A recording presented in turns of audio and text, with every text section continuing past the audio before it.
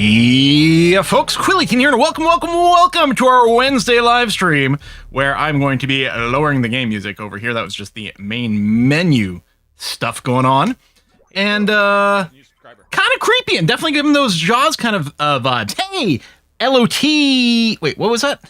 Hang on, LOTFW, Lotfu. Thank you very much for subscribing over on Twitch. Appreciate you. We got some subs and resubs. We also got some gift subs that were coming in. Thank you very much for that. That was extremely generous. Whoops, hold on. I lost it up there. Skeeper, thank you very much for that. That is really nice. If you did get subscribed over on the Twitches, or if, of course, you're a YouTube member or Patreon supporter, you can get in on Discord, where we do things like vote for which games we play. And today, people voted for Xenonauts 2. So Xenonauts is basically, it's the spiritual successor to the original OG classic XCOM.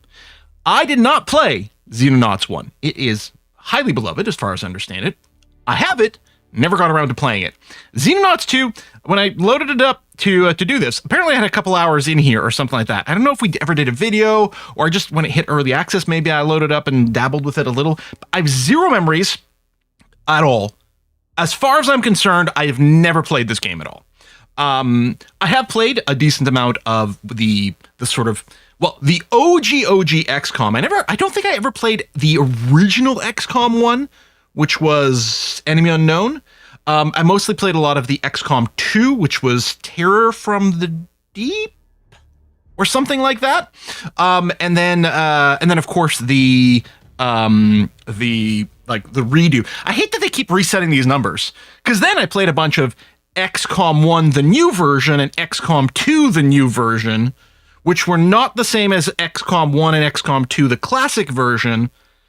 It's just like goddamn movies where they drop the sequel numbers, and then you don't know how to refer to this game or this movie versus that movie. And I get it. It's because they're like, well, we don't want people to not see the new movie just because they didn't see the first one. And I'm like, oh, I'm not going to watch it because it's like, oh, this is Apollo 13. I haven't seen the first 12 Apollos. I can't possibly watch it, right?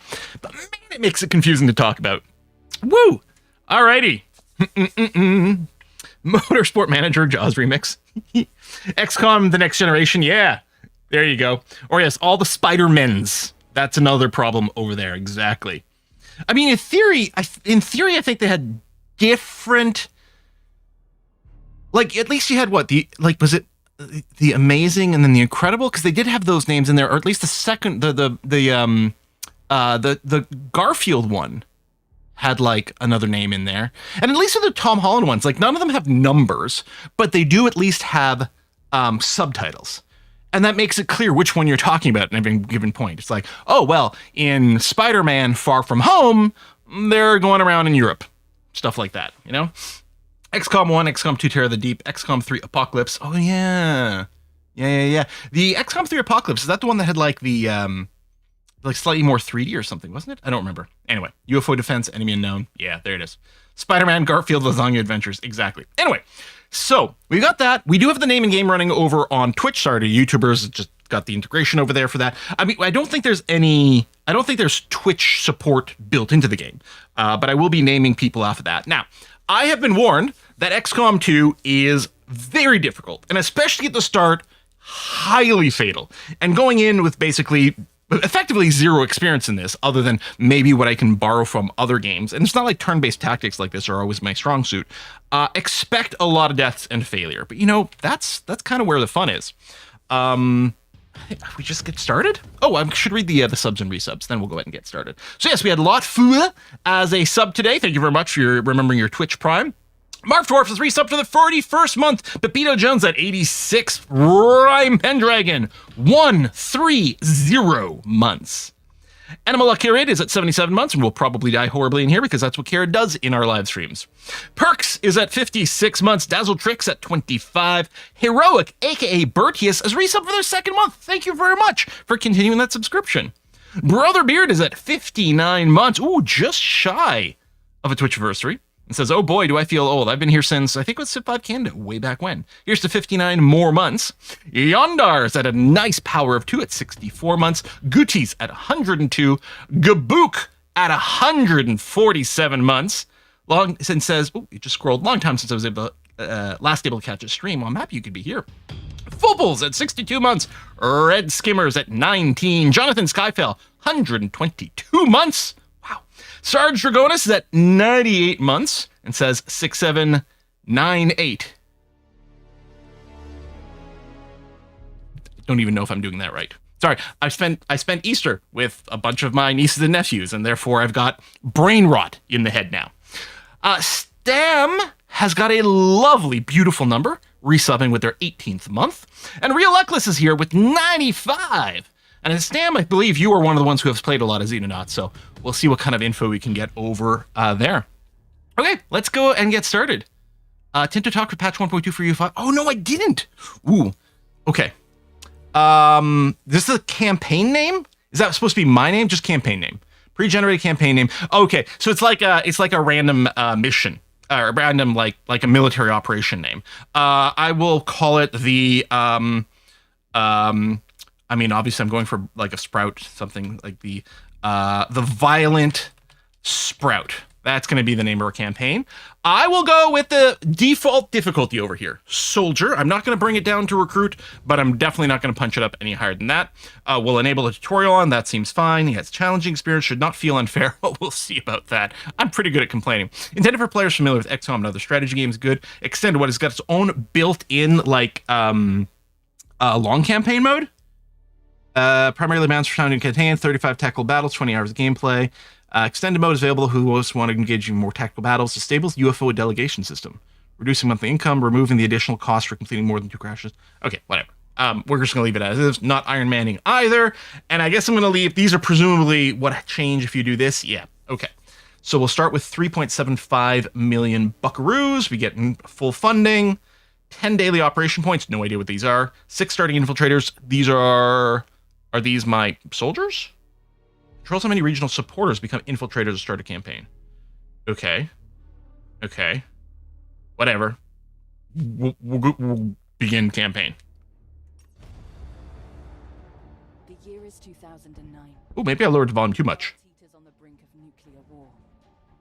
Tensions between capitalist and communist nations are at a boiling point. Wait, when is this set? Every opportunity for peace has failed, as if an invisible hand inexorably stares humanity towards annihilation. Is this right at the end of the Cold War? Gorbachev was dead, so I guess the Cold War didn't end? We Xenonauts know the truth. The dark forces poisoning our politics are not human in origin. We must protect our planet against extraterrestrial threat however we can. Is that in like the 80s? Oh, 2009 alternative history. Oh, beauteous! After years spent gathering information on an enemy that few believe exists, we are finally ready to strike back. Bum. The war for our future begins now. Okay, where Cold War didn't end. Oh, I already love that! Okay. Yeah, and I might put the volume back up a little bit. It just had been really loud. Or maybe I'll bring it up and then just put the music down a bit, because the title music was loud. Probably less so when we're in game. War never changes. Welcome to Xenonauts 2. In Xenonauts 2, you control a secret organization attempting to protect the world from alien invasion. This short tutorial will explain the basic controls and the events leading up to the start of the campaign. Game features nested tooltips. Oh, I love nested tooltips. So good. Yep. Okay. Disappear when you move, but then they lock. Yep. Beautiful. Wonderful. Already sitting at a 9.9 out of 10. My work on our radar array is now complete. Theoretically, wow, this guy's hair. Oh, wow. Gorgeous. Yeah, voice foil. I wonder if I hit escape now. No, escape would skip. So I'm not going to be able to pop to the menu right now to adjust the sound. I don't want to accidentally skip past any of this. Although I suppose I could restart. Theoretically, Atlas Base should now be capable of tracking any alien UFOs within our radar range. Thank God. You have great hair too. It wasn't exactly easy to borrow all those things you wanted. What happens now? We wait. An alien craft should pass in the next few days. At that point, the general takes over. Am I the general? Assuming he has returned from his expedition. Oh, maybe I'm going to inherit the role of general. Don't worry, he'll be back in a few days. I'm sure it'll be fine. Until then, the commander, classic XCOM commander, the commander should be perfectly capable of filling in. Okay, I hit escape real quick. Game settings. Go back to audio. I think the default volume was set to 50. Oh, there it is. Okay, I can't drag. So that's quite loud. I'll just bring down the music volume and, oh, there's no voice level.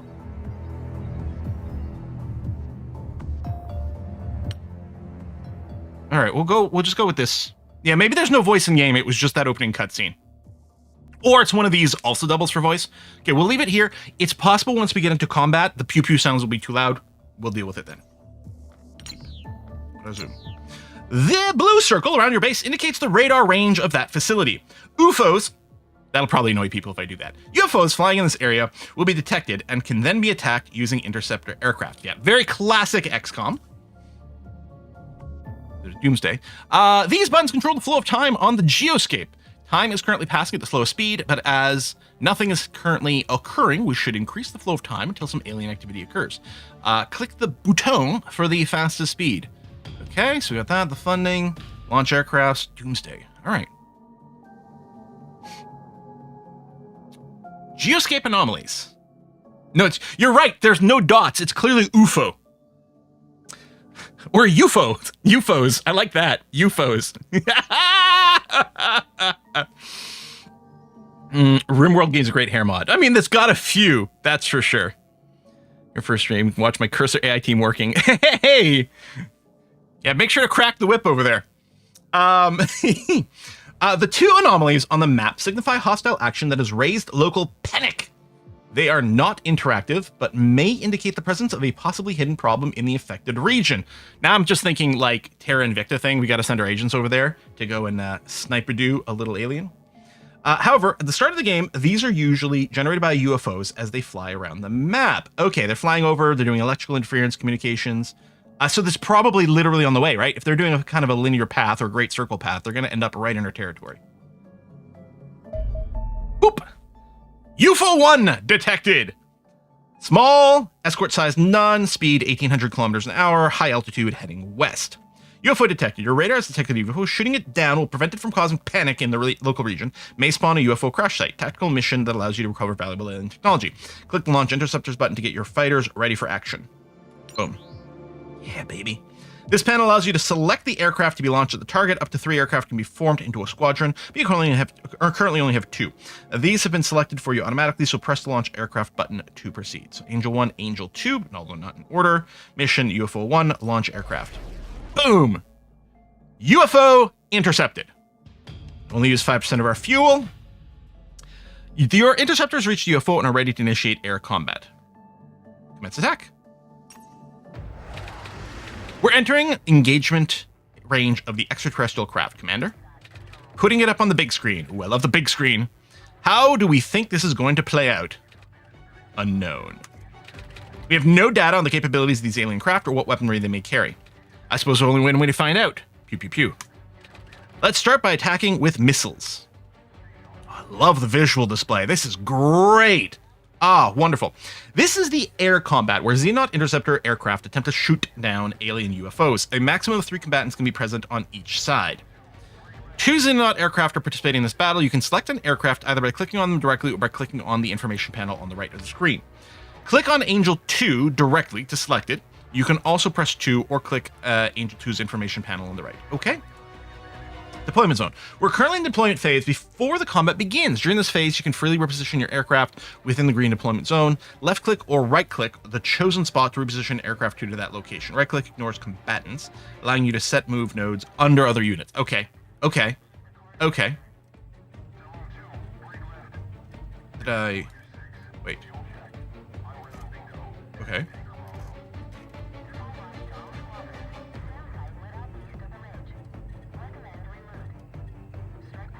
What?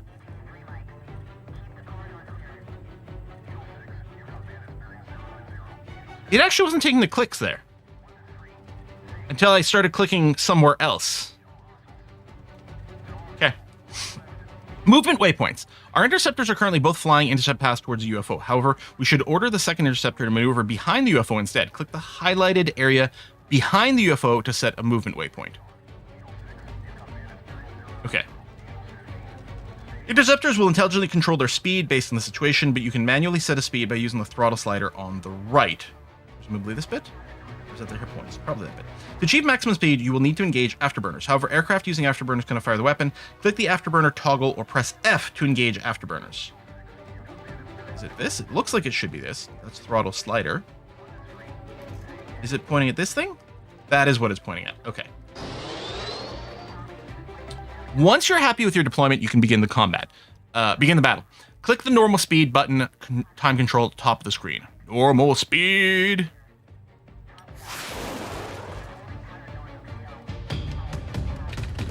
The missile flew straight past. What happened?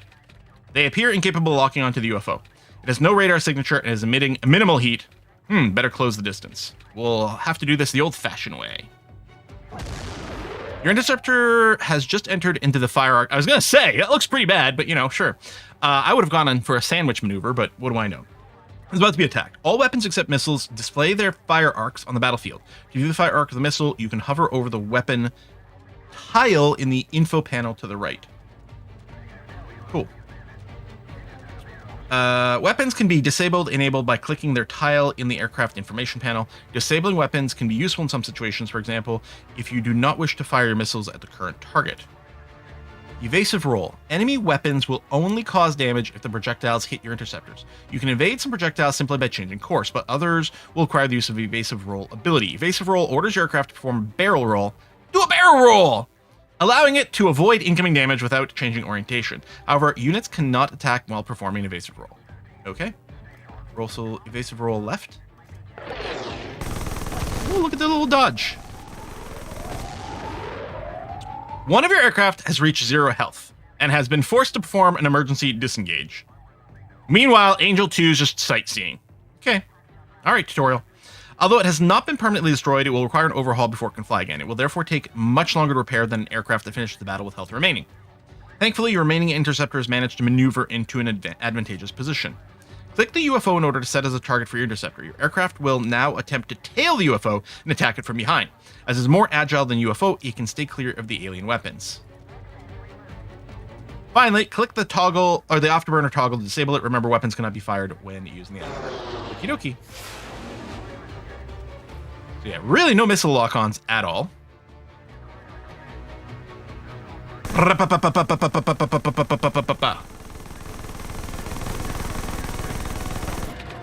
Nice job, Commander. Indeed. We must locate and recover the downed alien vessel as soon as possible.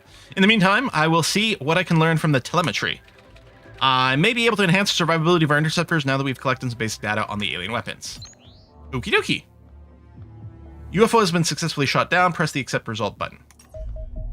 The crashed UFO is likely to contain valuable alien technology and resources. Deploying a combat team to eliminate any surviving extraterrestrials at the crash site will allow recovery to begin. Okay. Where your soldiers engage. Common site. Yep. Okay.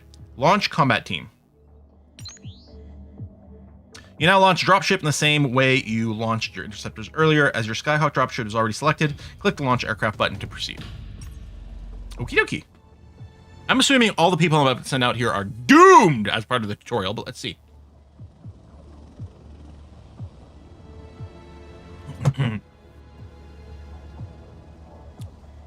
Just legally distinct XCOM? Yeah, pretty much. Inspired by the OG stuff. This screen allows you to change the soldiers and equipment aboard the dropship you launched. However, let's simply press the launch dropship button and proceed to tactical combat. Sure. Private Peter Ivanov, you're totally going to survive this. I have every confidence. The rest of you are all doomed, though. Hold launch, Commander. We're picking up a friendly signal. The general is back. Fortuitous timing. I'm not so sure about that. There's a convoy of trucks heading our way. Those appear to be cleaner vehicles. It seems highly improbable the general will ever voluntarily join forces with them. Exactly. Commander, put your men on alert and deploy them to the entry tunnel. Something's definitely wrong here. The general's been compromised.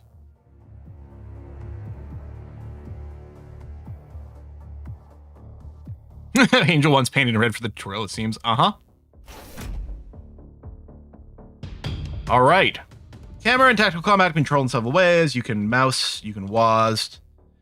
Can be rotated Q and E, or the UI buttons in the top left. Smooth. I love it. I like that it's not an instant hop. Like, if this were just actual like 2D isometric graphics, you'd have to just immediately jump from one to the other. But the fact that it's 3D gives you the slightly smooth little move, which helps to like keep your sense of relations. You can change the camera height level using the mouse scroll wheel or the UE buttons on the top left. This can be important when trying to move to or attack enemies on a higher level. Raise the camera in order. There it is. Each unit in tactical combat. What's that? Oh, Akuthia, thank you very much for the super thanks. Oh, hey, F key is for time control. ChatGPT says holding down Alt doubles the selected speed. Oh, that's swell. Thanks. Yeah, that's really useful. Thank you. Each unit in tactical combat uses time units to perform actions. These are refreshed each turn and are shared between all types of action. For example, a soldier that spends all their time units on movement will be unable to fire their weapons. The number of time units that a soldier has remaining is indicated in the green bar at the bottom of the UE. In this case, the soldier has 60 time units available. Right, 60 over there. Gotcha. Welcome back to Atlas, General. How did the meeting go? Can't help but notice you've made some new friends. The Xenonaut project has been terminated, Director. Lay down your weapons. There's no need for this to turn ugly. ... Earth is under attack, General. You know that. We're not going to surrender our planet without a fight. Director, you're making a mistake. There is no extraterrestrial threat. I don't have a slug in my brain.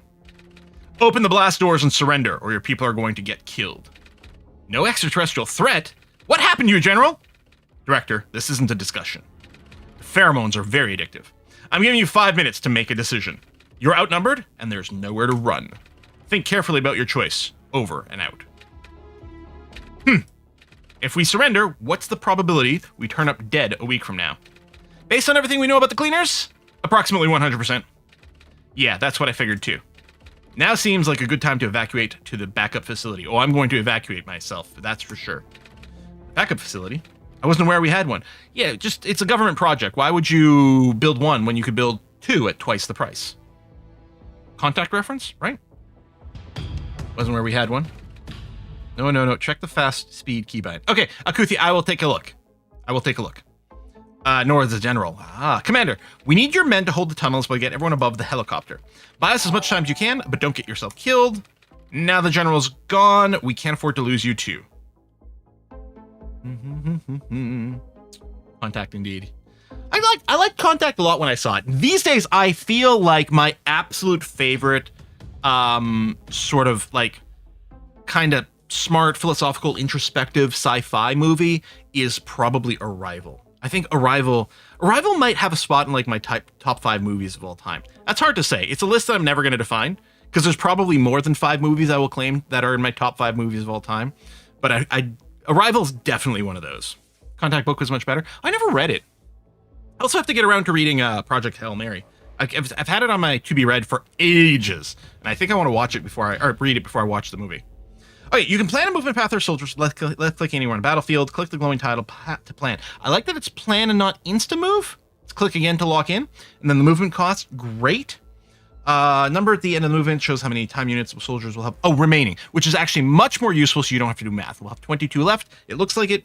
I was gonna say it takes 20 to shoot, but that might be the ammo actually. Oh, there's my shooting times. Oh, 22 is exactly enough for a normal shot. Well, I'm sure they didn't plan that. Okay, left click again to make it go. Beautiful. Lovely. We get the vision cones. Excellent. We get cover. You can rotate a soldier without moving them by right-clicking anywhere in the battlefield. Cost 1 time unit every 45 degrees. Okay. I will rotate you that way, facing the blast doors. Finally, we should order the soldier to crouch. This makes the soldier harder to hit. Costs 4 time units to crouch, but it also costs 4 time units to uncrouch. Okay. Crouch. End turn. We have now spent all of our time units, so it's time to press end. Kind of looks like I've got 55 left. I wasn't actually watching this. Maybe it was accruing instead of decreasing. Anyway, and is this the Overwatch button for later? Or Focus Mind? Gain 30 morale by spending 6% maximum time units. Okay, that's cool. All right, end turn. Rubble. Crouching also improves aim. Good, I like that. That makes sense. It should improve cover and improve aim. Certainly what one would expect. Oh, at least it did in Xenonauts 1. Okay. Attacking enemies. Hover your mouse over the highlighted enemy to bring up the attack cursor. The green numbers on the left of the crosshair indicates the time unit cost of the shot. The white numbers on the right indicate the percentage chance of the shot. So 91%, so we're going to miss about half the time. Okay, got it. I know how XCOM math works. Click on the enemy to order your soldier to attack. You scored a hit and inflicted 20 damage. Weapons will inflict between 50% and 100% of their damage value with each hit, which I always like as a system. You know, rather than showing a damage range all the time for items, just show a base one and be like, and then it's got a range around this. Depending on the part of the body hit. Okay, your soldier has enough time units to attack again, so fire a second shot. Will do. Oh, this is showing me how much I'll have left afterwards. Oh, that's actually quite a swell little display. That's nice. My god, I hit both times? That's crazy! That seems impossible. Well done, you successfully killed an enemy. As your soldier does not have enough TU remaining to perform any further attacks, we will select the next soldier. Press space to mark your current soldier inactive and automatically select the next closest active soldier. Okay, space is quite good, and so that's the hotkey for this. Soldier done and select next. Okie dokie. Hover over the highlighted enemy. The square drawn between the shooter and the target represent the shot path. Squares, yes. The path is green when the weapon is within range, but the path turns orange when the weapon is firing beyond its maximum range. So weapons have lower hit chance and inflict reduced damage when attacking beyond maximum range. Click the target to attack him. Okay, but, I could attack this guy. But alright, tutorial, I will do that. Unfortunately, your soldier missed their shot and inflicted no damage to the target. Short range weapon. This soldier is armed with a shotgun, much more effective at close range. Move the soldier up over here. Okay. One thing that right away would be nice, and that I do like from I think we had mods for that, and maybe there's a part of this display. I like the indicator clearly showing you if you move here, these guys will be in line of sight and or flanked or whatever, which might be what we actually were seeing with the reds. I don't know. Fire mode. Most weapons have several fire modes and varying accuracy and time unit cost. The most expensive fire mode is selected by default when targeting an enemy, as more expensive fire modes provide more accuracy per time unit spent. However, at this range, it would be preferable to fire 2 shots at lower accuracy due to the passive short range hit chance bonus on this weapon. However, the target can use right click to change to a cheaper fire mode. Okay, because we have snapshot and normal shot. Is it still showing me as having 60? Maybe for the tutorial, it's replenishing this.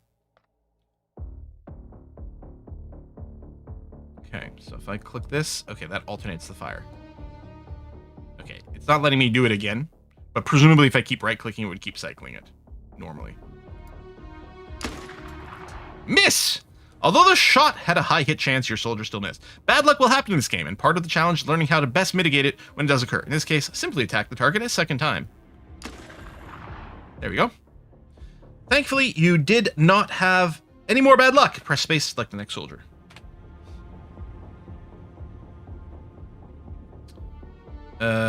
Cover. This shot has a low hit chance because there's a large intervening. I guess I might want to move my head because it is likely blocking the shot preview info. There's a good chance that regardless where I put my head, it's going to be blocking something in this game because there's going to be a lot of data. But there you go. Full details hit chance calculated shown at the bottom right of the screen. In this case, the crates are reducing it by 60%. Only the highest intervening cover value is used to reduce hit chance, so any cover or crouch units adjacent to the shooter are always ignored. Oh, and any cover or crouch unit. Okay.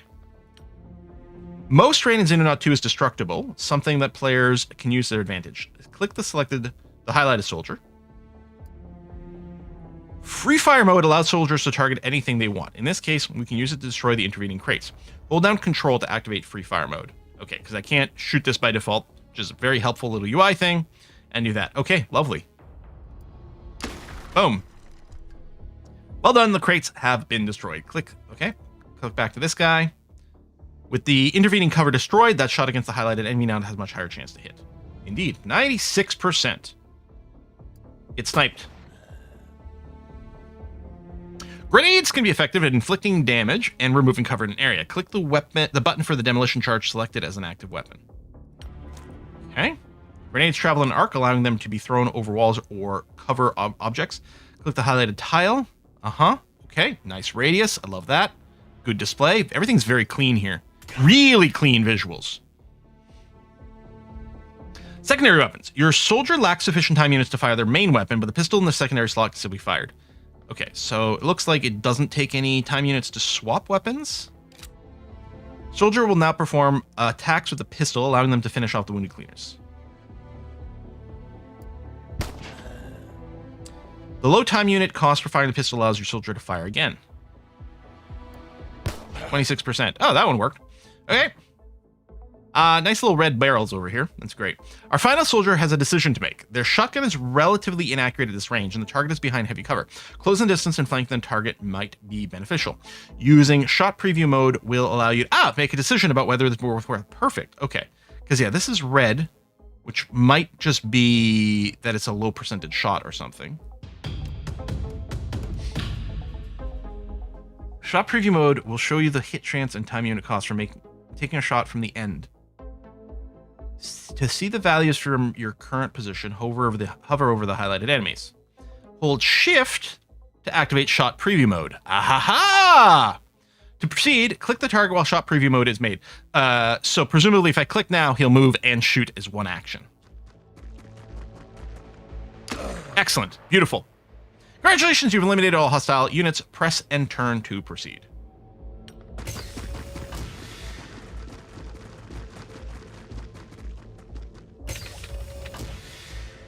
Good work, Commander. The helicopter is airborne. You should be able to escape through the tunnels.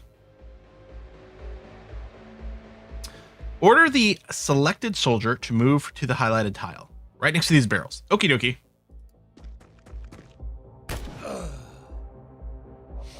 Your soldier has just been killed by enemy overwatch fire. If a unit ends its turn with enough time units remaining to fire its weapon, it may then perform overwatch fire during the enemy turn. Suppressing an enemy will prevent overwatch fire, and flashbangs are a good way to generate suppression. Select the flashbang and throw it at the highlighted tile.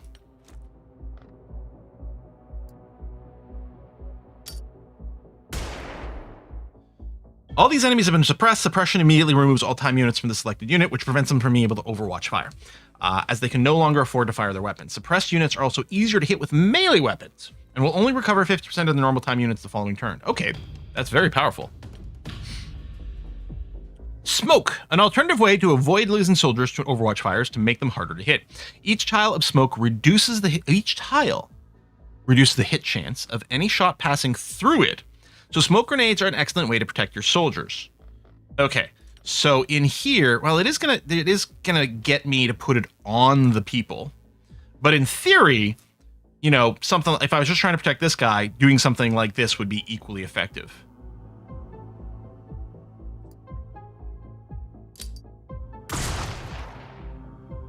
Stun 4. Good work. All enemies are either out of time units, suppressed, or screened by smoke. Move your soldier to the highlighted tile to complete the tutorial. Nice work. Once you're clear of the base, I'll transmit the coordinates for the backup facility. All right, we completed the tutorial. Now ready to take on the alien invaders in the full campaign. All right, cool. Yeah, I know, we smoked our own guy. Now, I don't know if that matters. There was a little, did it say stun 4 or something? But the guy can just walk out. Also, small amount of stun damage. Okay, that's what we saw there. It's 4 stun damage.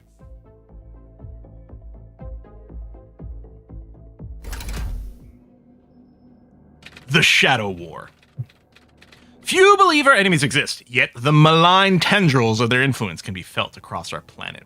Rising tensions between capitalists and communist nations threaten to spark a ruinous nuclear war before the invasion even begins.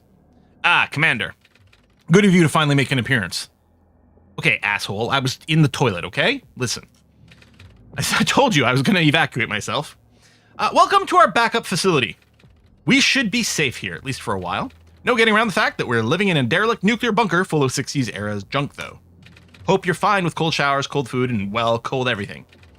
The temperature is the least of our concerns. My work suggests we have mere months before the aliens can launch a full-scale invasion. If we are to prepare, we must gather data on the alien forces scouting our planet. Of course, the cleaners are unlikely to make that easy. That's why I called this meeting.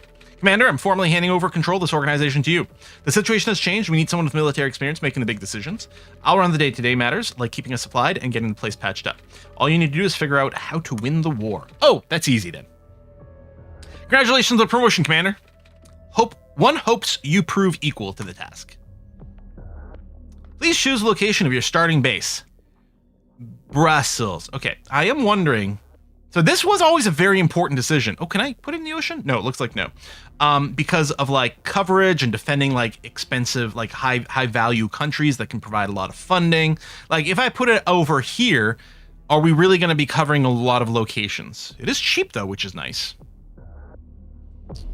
One piece of advice, try to get the base to cover more than one global region. See, that makes a lot of sense. So like, for example, if we were to put it somewhere over here, we would be in Europe, but it would cover the vast majority of Africa and, you know, a substantial portion of Northern Asia versus Southern Asia. Select Turkey or Cyprus. Yeah, I think maybe I'll just go right down here in the southern bits of Turkey. Eastern Island. Oh, wow, we can zoom in here. Like we could go on like the island over here. I don't know if that is an advantage to be isolated. Part of me is like, well, maybe I should be at home. That doesn't cover a lot of areas though. Oh, you meant Easter Island. I was gonna say over here, but this is like the Galapagos. I don't know where Easter Island is actually. I guess somewhere in the Pacific, right? Each ring is a radar upgrade. Oh, that's good. Hawaii. Yeah, the 3 blue circles are standard improved radar ranges. Might be important to see what you could theoretically cover. Keep going west of the Galapagos. Okay. I think I'm just gonna go with plan. Go here.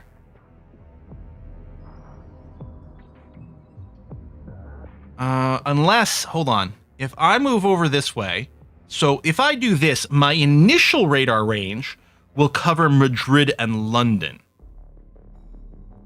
On the other hand, with extended radar ranges, we're not adding a ton of big stuff. Whereas if I move over this way, if I go here, for example, then I would do Paris immediately. With 1 upgrade, we get London, Madrid.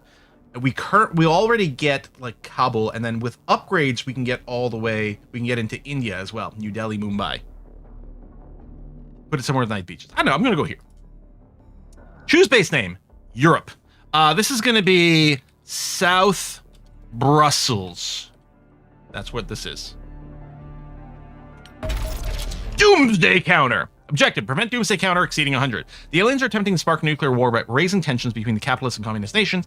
If they succeed, the scattered human survivors would have no hope of repelling an invasion. We must keep the doomsday counter under control until the invasion begins. Allowing it to exceed 100 for more than 1 day will result in alien victory. Successful alien activity on the geoscape will increase doomsday. Alrighty, I like it. Now what? I guess I could just wait for another alien. Let's click a few things. So that's the geoscape where I am. Good. Base screen. Classic. Very classic. So this is the hangar for my interceptors. Do I only have Angel 1? Base hangars. Angel 1 and Skyhawk 1. Okay. Radar array. Generators for power. Workshops. Provide working space for engineers, boosting your organization production speed. Living quarters. Okay. Is that that's the access lift? The elevator, always first building. If your base falls under attack, your soldiers will rally at the access lift to begin defensive. The plus here, is that a wall or is that a door? It can't just be doors. Maybe it's a reinforced thing? Oh, adjacency bonuses. Okay. Storeroom. Base structures provide the facility additional storage capacity. Okay. And then laboratory. All right. And then, okay, we can have more bases. I think someone in the Discord said, like, don't set up your second base too early. Research. We're currently researching the cleaners. Okay. I'm willing to bet all we have to do is, like, kick in the speed and a thing will happen. But, all right. We've got that.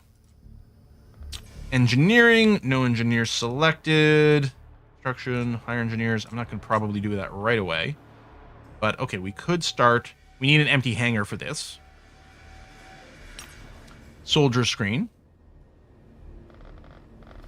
Different pre-made loadouts, which presumably there's a place where we can manage loadouts maybe or something like that. Oh, table sort order. Yes, sort by column. Also applies to soldier information. Groovy. Thank you.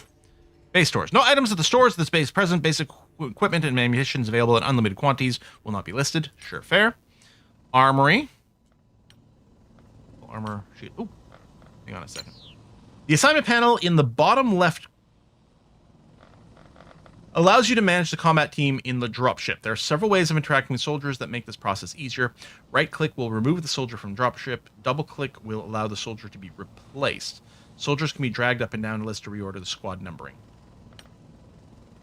And there we go. Create new loadout. And then presumably, I can just tweak this whenever I want as well. Heavy armor is a checkmark.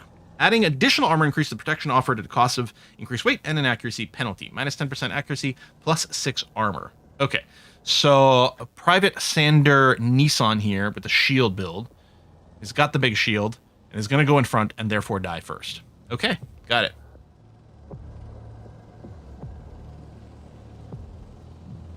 Very long torsos. You're kind of right about that. Short legs.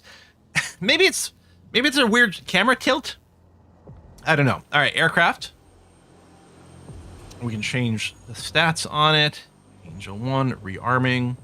Skyhawk, okay. The crew over there. Are you limited to these 8? Can you? Because it looks like you can pack more people in there. But Xenopedia. All right. So what I'm going to do is I'm going to go over here and I'm just going to accelerate the speed.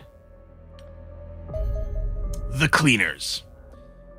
Although the unknown extraterrestrial forces scouting our planet remain the ultimate threat to humanity, their work has been assisted by a mysterious human organization known informally as the Cleaners.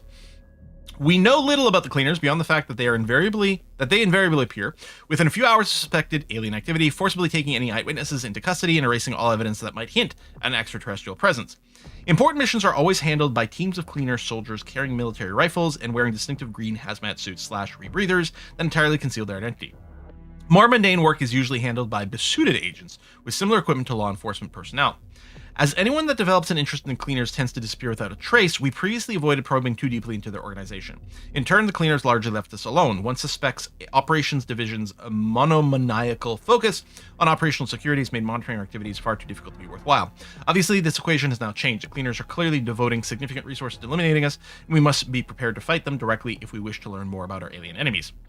I hope you and your men are equal to the task, Commander. If we cannot defeat the Cleaners, humanity will stand no chance against their extraterrestrial masters. Okay. And actually, we're going to go and rename our soldiers now.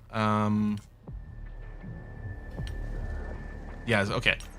Right, that's soldiers, and that's the army. This looks like the easiest place to do it. Okay, I'm going to grab some naming games from over on the Twitches. So, manage rewards, name in game. Brixified is first. Hopefully I can paste. Lovely. Private Brixified. These are going to be code names. Then we're going to have Stamsad. Oh, grab the... It's actually quite annoying to grab things from Twitch because it likes to select like the icons and everything. I don't think there's a quick and easy way to just copy the names. Then we'll have Private Green Elite.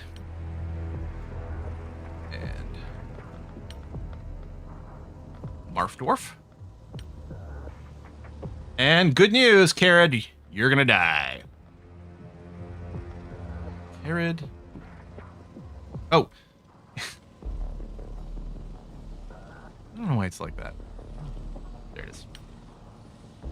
It's got the extra little icon, and then it likes to grab that text. I'm Pendragon.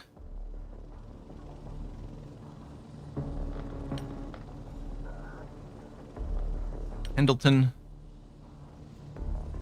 And finally, we've got a ghost in here. Okay, that looks good. Mark,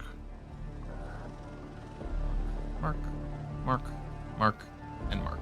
Okay. All right. Well, let's go back to letting the time go by. Tactical mission. We must regain control of Atlas base for long enough to destroy any remaining equipment that our enemies could use to monitor our core activities. Okay, so if I put my base somewhere else, this wouldn't be within radar range, but it doesn't matter for deployment. Radar range is only for detecting UFOs and then doing intercepts, presumably. Okay. If we lose this, we game over. Wow. Oh, there's 4 more soldiers in standby. Okay, this mission's not scripted. All right. Let's do it. Mission target, Atlas base, Skyhawk, with our name people.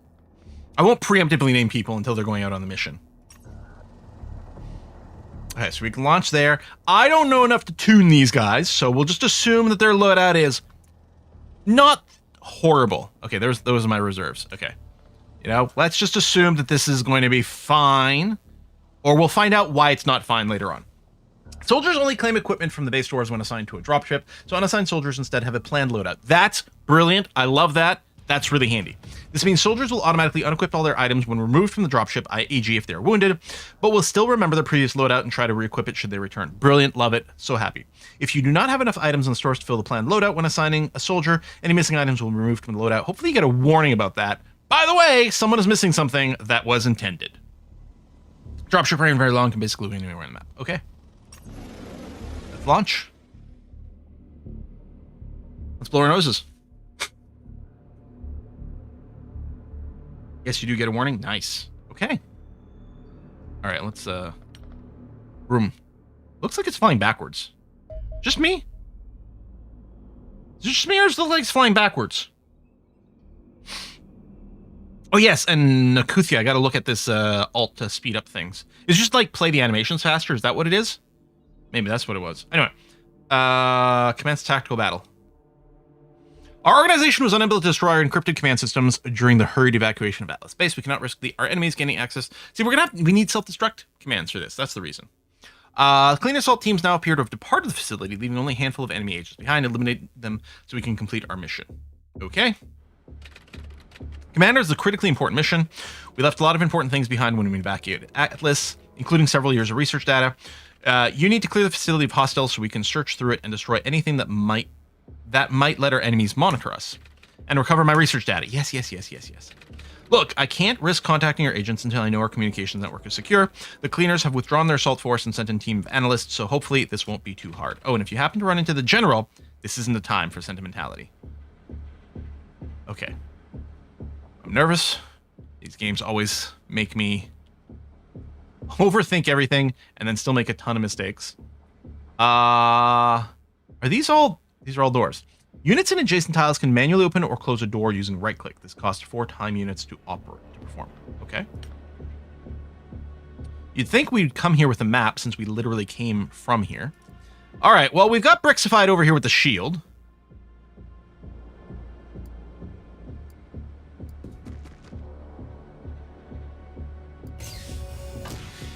Enemy spotted. Okay. So,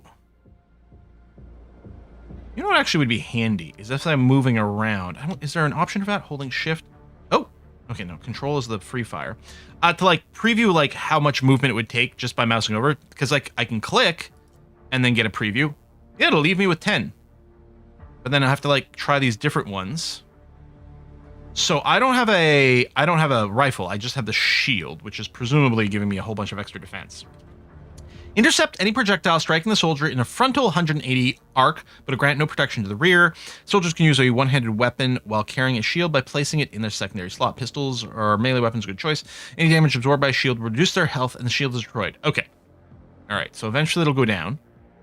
I would like to save me 17 points. I could go there. I don't know. Maybe I'll go here, and then I can still do a snapshot. I could go here and then still do a snapshot. Maybe I'll do this. Then other people can file in behind me. Sure. Oh, was there a symbol to show that he was overwatching? Yeah, it doesn't surprise me that this is quite poor. Can I get stats on what it would take to destroy this? Do I just have to hit it to destroy it?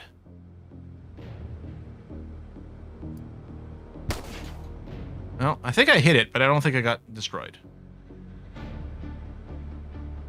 One more hint, do not be too hasty. Right, because if there's Overwatch, I might want to have everyone in position first.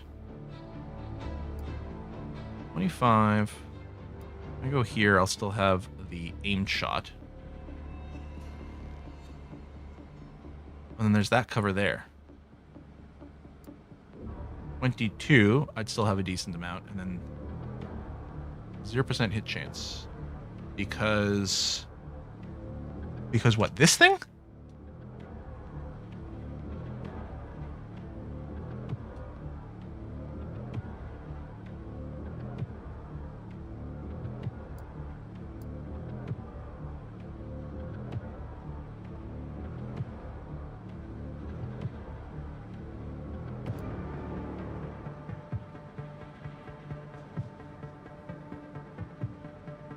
I guess the minus 100% is showing there because that's the thing that blocks it.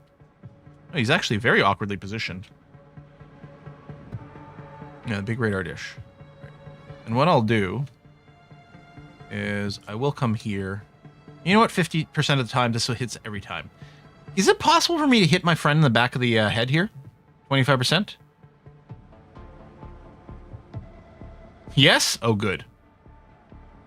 I suppose I could also just drop a grenade. That's true. Tell you what. I'll get you to move here. Is that how many actions? Does it cost me 28 to do this? Oh, so if I want a grenade, I'd have to go here. I'd be a little bit worried about... maybe I'll get someone else to toss the grenade. Tell you what. I'll get you to come over here and then wait.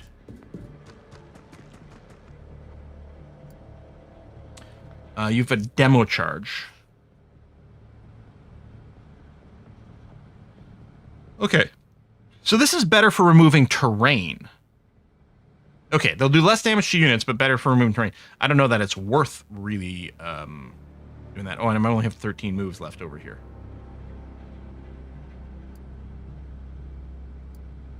Yeah, there's no way I'm going to be able to hit this guy from here. Also, this is a shotgun guy.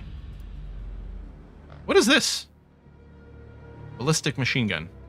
What do you have? An assault rifle? Ballistic rifle. Oh, I see. And then, oh, we do have a sniper rifle. Although I'm betting there's not going to be... I go here. You know what? I'm going to try this and see what happens when I shoot this guy in the back of the head. Right? I thought it was... I'm holding shift and then click. Is that not how this works? To, like, lock in this move?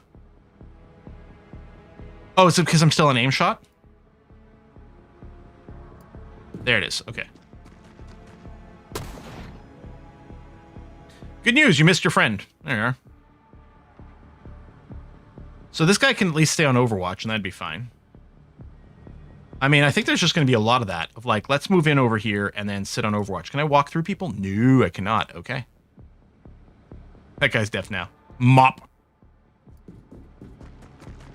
You got a shotgun, so at least there's that. I'll get you to turn that way. And then assault rifle guy.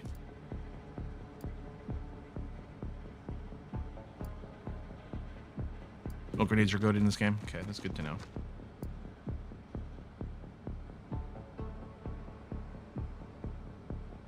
So Marf Dwarf. Yeah, no shot there, which is fine. And it's a 1 point per 45-degree turn. So like you're facing, you're okay. All right.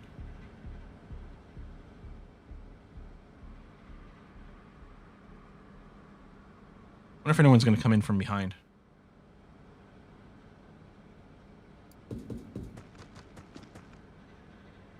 And then just turn to cover. Should just keep space barring.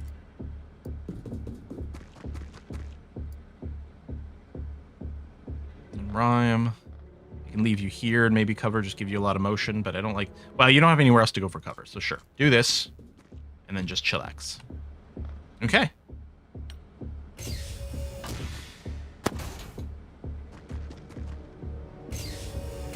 Some doors are open and closed. Wait, why is this door closed? Oh, I guess maybe it auto-closes after a round? Oh, okay.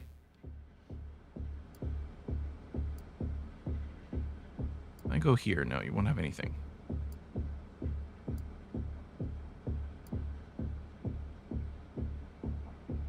That's a pain in the ass. Doors always auto-close unless they're destroyed. Okay. Well, if I go here, I can... If this guy moves, I can overwatch him. Make sure to spread your pawns. Enemies have grenades too. Not in this scenario, but otherwise, okay. I mean, I could go and grenade him now. Like, I'm worried about how much I'm going to need. Oh, wow, that radar dish is really blocking everything. Do you have grenades? You have a satchel charge.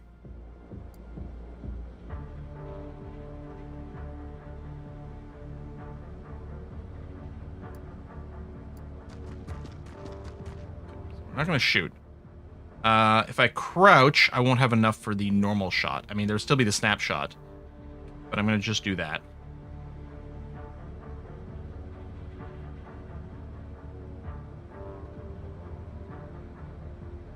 I mean, you got your shield. If I come here... Still nothing. Wow, that radar dish is really just completely blocking everything, huh? But I could go here and just face out, and if he tries to shoot me... But what if I get back of the headed? I don't know!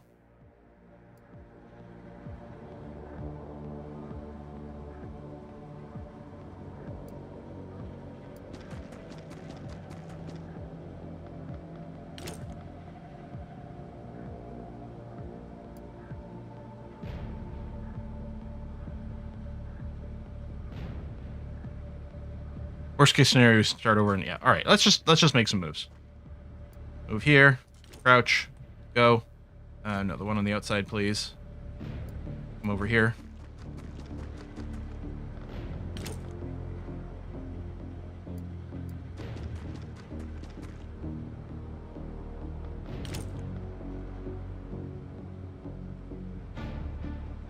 Yeah, this is brixified. I might still just move you up here. Can I go and stand here for some cover? No. Oh, wait, just position yourself behind this guy. You might not have the cover. Well, the cover is in a chain. I got to remember. So this is not like an XCOM 2 where the cover is just sort of, you're next to a wall, therefore it artificial gives you cover. It actually does do line of sight planning for it. I wonder what kind of like shot around a corner I can do from here. And how that works. So if I tell you to move here, presumably you'll open the door and then do that. All right.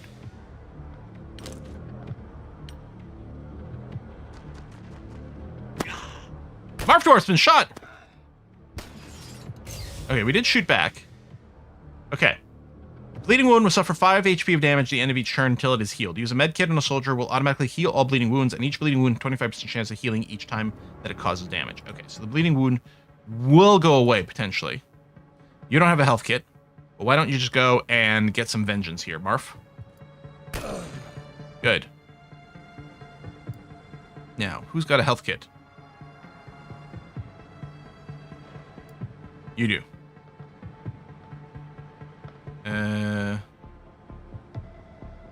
Use cost 25. Why does it not say? Maybe because there's no target? Oh, there's toggle overwatch. So you need 25 left, which is not going to work out there, but... If I get you to move over here, as close as you can.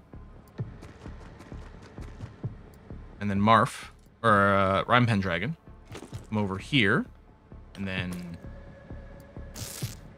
There we go. Okay, that works. Okay, maybe I'll clear this side. So we'll get all of our people in position over here. And then we'll be closer, and it'll be easier. No, I didn't make... I was trying to rotate, not open the door. Oh well. Pew pew. 3 whole damage. Oh, and he shoots back with the Overwatch. Okay. 100% chance to hit.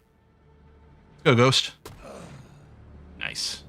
Yeah, I was trying to rotate. That could have been pretty double plus ungood. You won't be able to crouch. If I stop you here, I wonder if it stops the door from closing. So we'll find out. Then bricks. Let's move from there. You'll have some cover from a couple of different angles. Yeah, do not click on doors and trying to rotate. Yeah, that caught me. Oof. Good to learn this lesson early, I suppose. Oh yeah, you have no movement left. Okay. And then you basically have none, but I'll get you to scooch a little bit that way.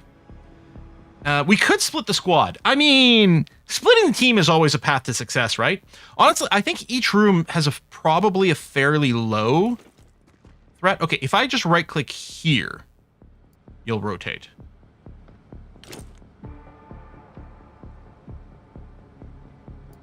Yeah, I suspect there's not a lot of threats in each room currently, so it probably is actually okay to split the party. Our hotkey for C.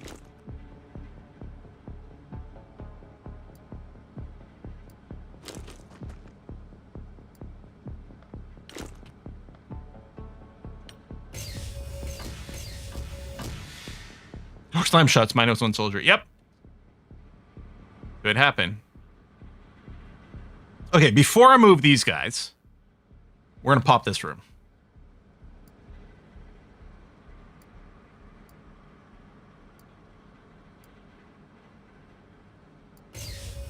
Not a room, it's a hallway.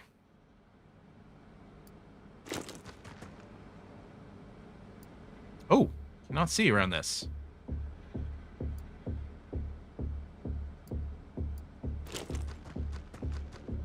Okay.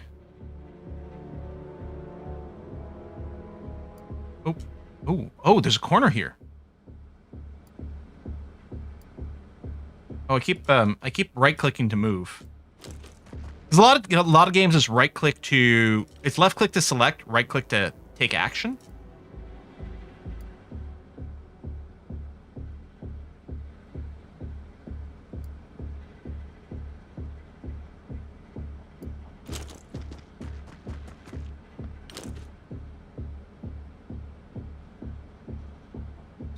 Where do I want to put you? I'm leery about poking around the corner here. Or showing my back to this door. I guess I could just end here.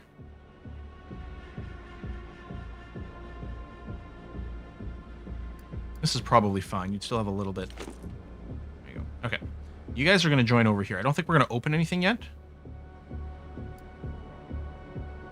Let me move you first. I'm going to face that way. Crouch.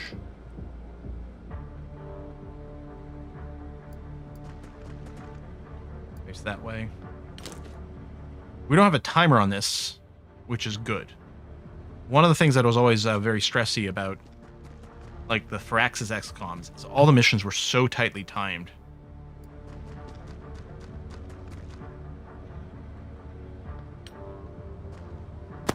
What the? Of course. And I thought, you know what, I should check this, like, little gap over here. But I'm like, what are the odds that someone's there? And so far, it's been one dude at a time. I was like, it's fine to split the group. That's probably how this mission is designed. And of course, this time, that's not the case. Ass butts. All right. Unfortunately, you can't patch yourself up because I took those shots, and maybe I shouldn't have. I think was there still someone in that room? I think so, huh?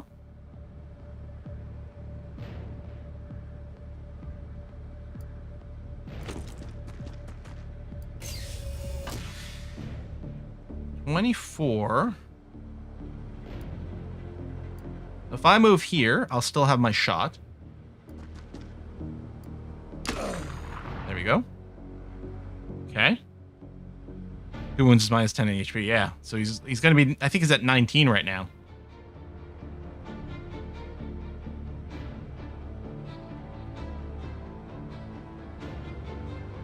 I was like, but what are the odds that there's someone there? I don't have to turn around and look. It's fine.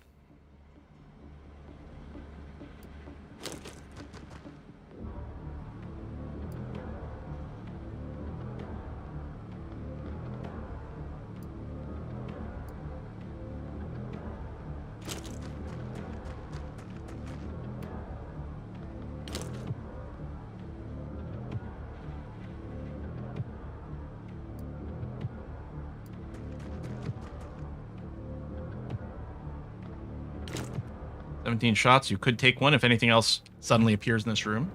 Okay, well, we've got that part cleared. What I'm going to do is reposition these guys to go this way, is what I'm going to do. But not this round.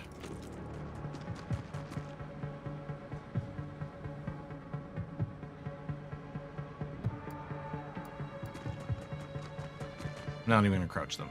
It's fine.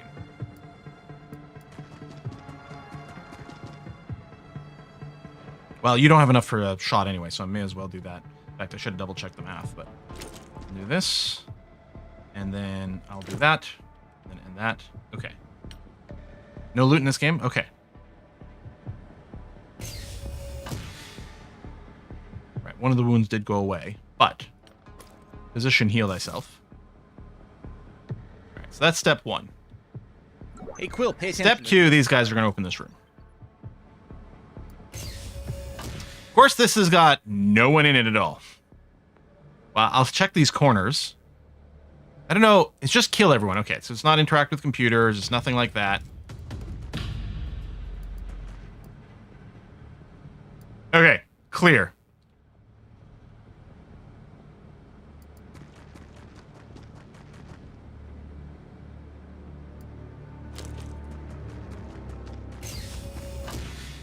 Use the cleaner submachine guns. Okay. That's something you have to research, or is that actually something you can pick up? Okay, you won't quite make it there, but that's fine. Oh, you have a lot of movement.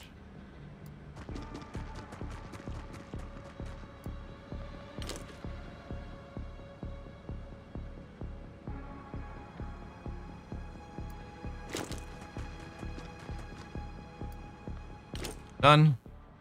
A little bit worried about what might come through here. I think what we'll do is we'll cluster around this way and then loop around that way.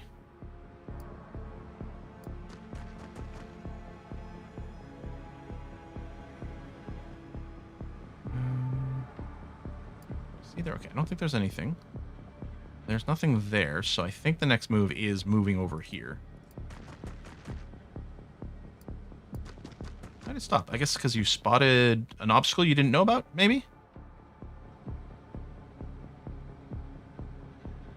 Can I make it to here? Yes. Do that.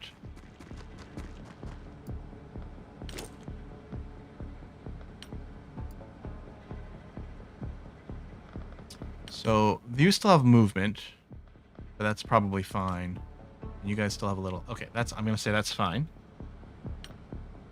Pick up stuff off the ground, useful if we run out of ammo. SMG is pretty good for lightweight build scout. Also useful if your friend with an expensive gun died. Oh. Okay. Well, that's very interesting. There's still clearly activity because someone else is opening and closing doors. Carrot, I'm going to want you in here, but I'm going to want you in a relatively decent set of cover.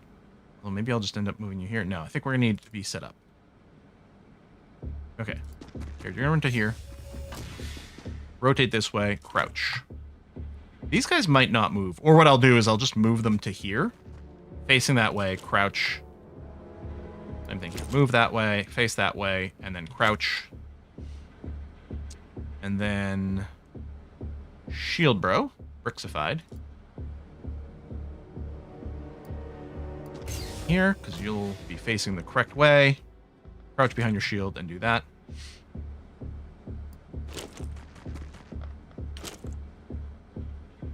Let's wait for the sniper for a second here.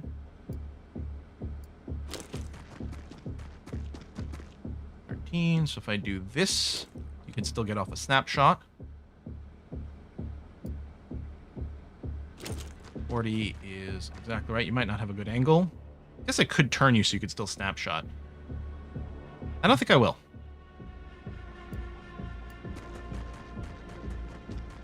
Turn, crouch, done. Okay. Let's start over here. What the? You! Oh, it's the general! I recognize you. All of you. Why don't I remember anything about you? Doesn't matter. I will not allow you to interfere. It's okay, General. You've got a brain worm. You've been con-wormed. I get it, man. I get it. Okay. Any chance we've got a shot? Oh, yeah. Not on you. We got a snipe there, although 20% chance of maybe hitting our friend in the back of the head. So maybe I should move this guy first, although... Again, oh, is there a way to tell if these guys have Overwatch? Is that 20? No, the 26 is my action cost.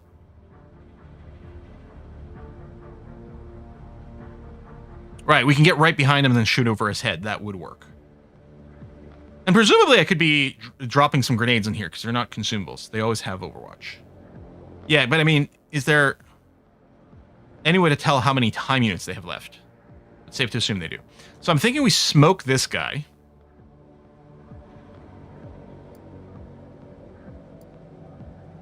And then I can move the sniper to here and then get a slightly better snipe action on here. All enemies who have not acted last turn will always Overwatch. So, if I do this, I think that gives maximum number of smoke distance with the general. Did you stand up to do that? Okay. 20. Jesus Christ.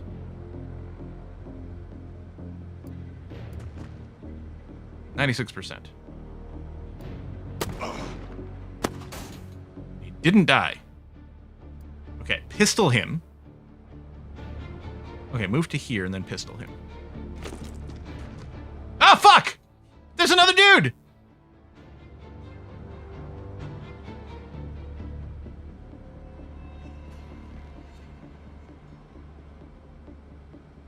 Alright, move up anyway. 17. Okay, I can do this and a snapshot. There we go. 42 damage. Okay, pistol's a lot beefier than I give it credit for. I guess take another shot here. Nice. And then this guy's going to move here, shoot over his head.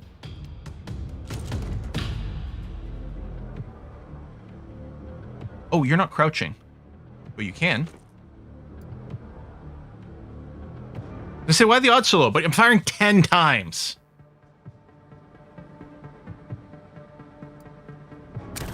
Actually, I should have probably used a lower movement thing.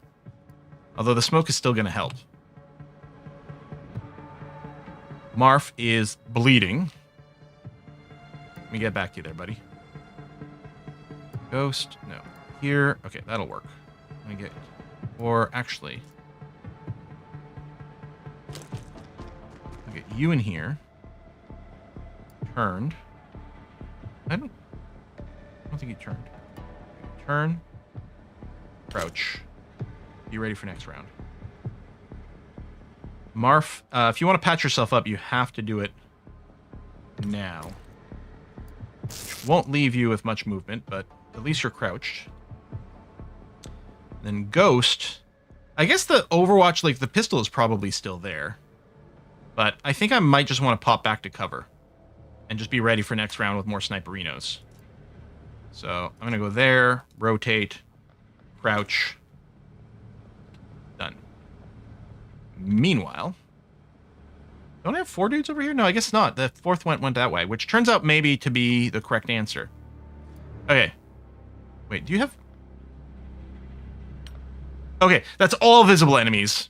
Not visible to this person specifically. Okay. Oh, the stun sticks, I see. They're saying capture him alive, which... Seems sentiment. Oh, of course! Of course! We just did this in a whacked out order. Again, why don't we have a blueprint for this place? That seems nuts.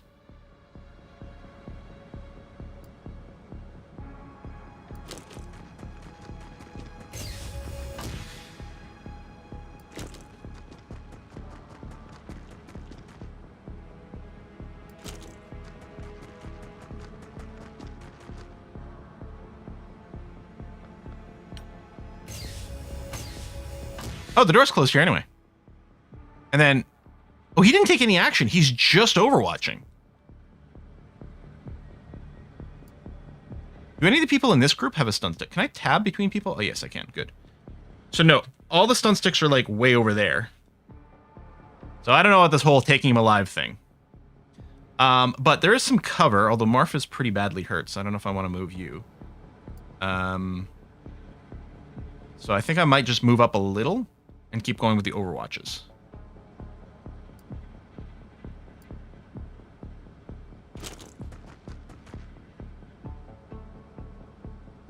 I could try to shoot you now.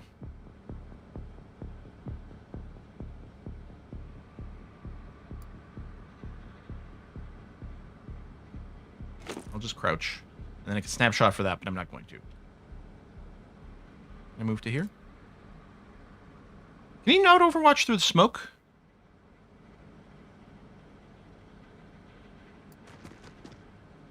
Stun. Okay, there you go. One of your units has suffered stun damage, usually from smoke inhalation, shown as a yellow number appearing above their heads, and total stun damage is represented by a small yellow bar along the bottom of the HP bar. Yes, right there. If accumulated stun damage ever exceeds current hit points, fall unconscious. Okay, that's pretty fair.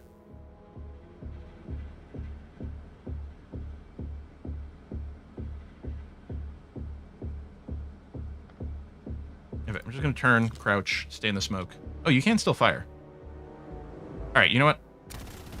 Go ahead.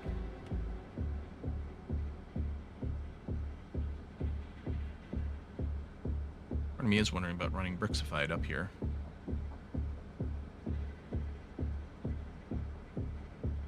You got the shield. If I come in here, the shield will face the forward arc.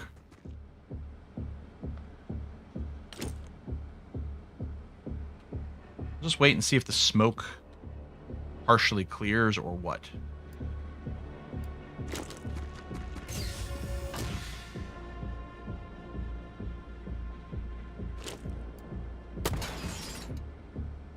Oh, he's suppressed now. Okay, so now he's got no thing. And I mean, I could be nuking him. But I'm partially wondering, I'm partially doing this to maybe buy time for a stun. Although I'm not really expecting it to come up. Turn this way, crouch. You might friendly fire. You know what? Screw you. Eat a grenade. I don't like you. Live capture. Bah. Who needs that? All right, table's gone.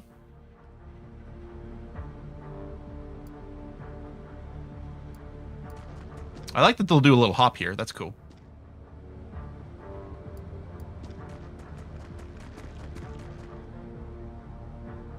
Oh, the smoke is clearing. I see. Yes, yes, yes, yes. I mean, it could move up more, but then we really wouldn't have much. But I do want to... I would like the idea of moving close enough so that I could melee next turn.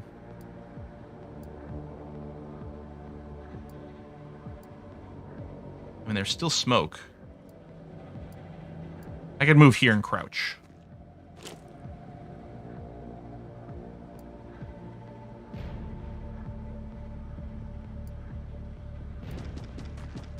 And I can see how this would be a very dangerous thing if I was worried about these guys having grenades. 19 stun.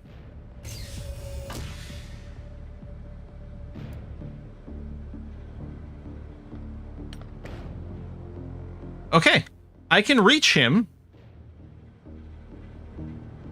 So, what's the expected stun from this? 20 plus or minus. So it could go and stun him in one shot. Yeah, I don't know if there's a benefit. If I go and pistol him, 28 kinetic. There's a good. If I do hit him, there's a chance the pistol kills him. So I don't know. Let's just try this. He might shoot me along the way. That's fine. Stams, you're good, right?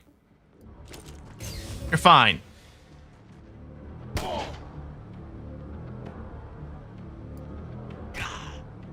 $14 stun. Okay, well, sure, that's fine. Can you get in on this?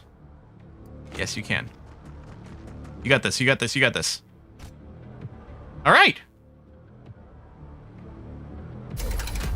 Kind of cool. Let's dissect his brain. Items dropped on the ground during tactical mission can be picked up from the ground slot on the inferior screen of any unit in that tile. Okie dokie.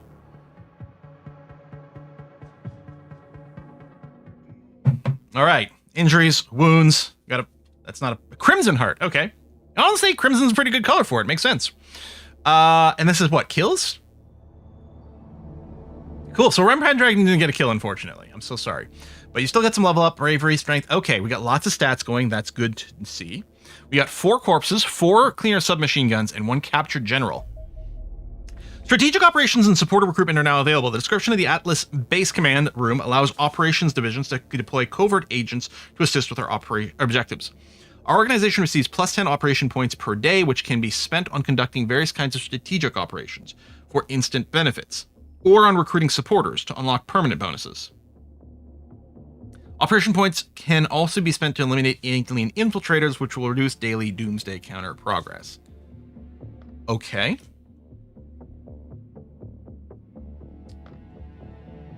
Okay, that's north. Okay, these are the various sectors. Gotcha. Supporter icon. Some of these have little colored dots. For green dots showed on the icon, the protection status of the supporter means they will cost fewer operation points to interact with. Those red dots will cost more. All right, what's the star mean?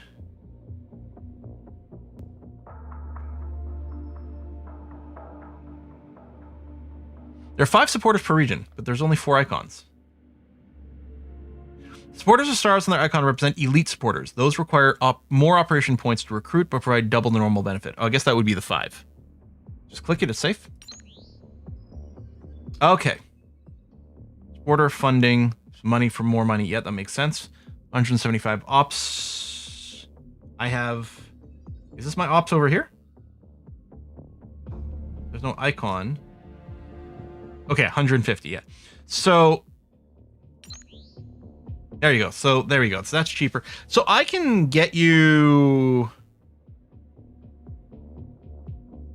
even if I'm not present there, because I'm in Europe, but it seems fine.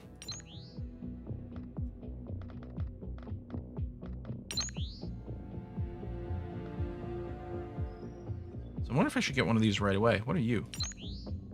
Security. -2 doomsday per day. I mean, I'm tempted to just grab a science or a money one. The only money one with a discount is this. It is the double. I mean, I could go for a normal money one. It's exactly 150. Getting more cash seems pretty good. Never says, but you can click on the name here to see the bonus. Okay. Oh, is this for being... Oh, that's for completing the full set. Think money or science early on? Oh, these things I can do. I can spend ops points as a one-shot. Okay. Getting less doom per day is even better. I for ops points. Oh! Investing ops to get more ops as soon as possible does sound pretty smart. Although I do like the security idea for the reduced doomsday. Seems like a pretty smart idea too. I think I'm going to get more ops first, but then maybe aim for security fairly quick. We do need to manage the doomsday, but I kind of feel like my thing is always, well, I want to build up my economy first. Whether or not that's correct, I don't know, but I'm going to do this first.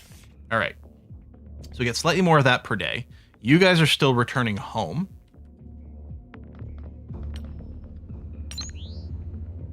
New research projects available for study. Waveform analysis, plot. Okay, so main plot development.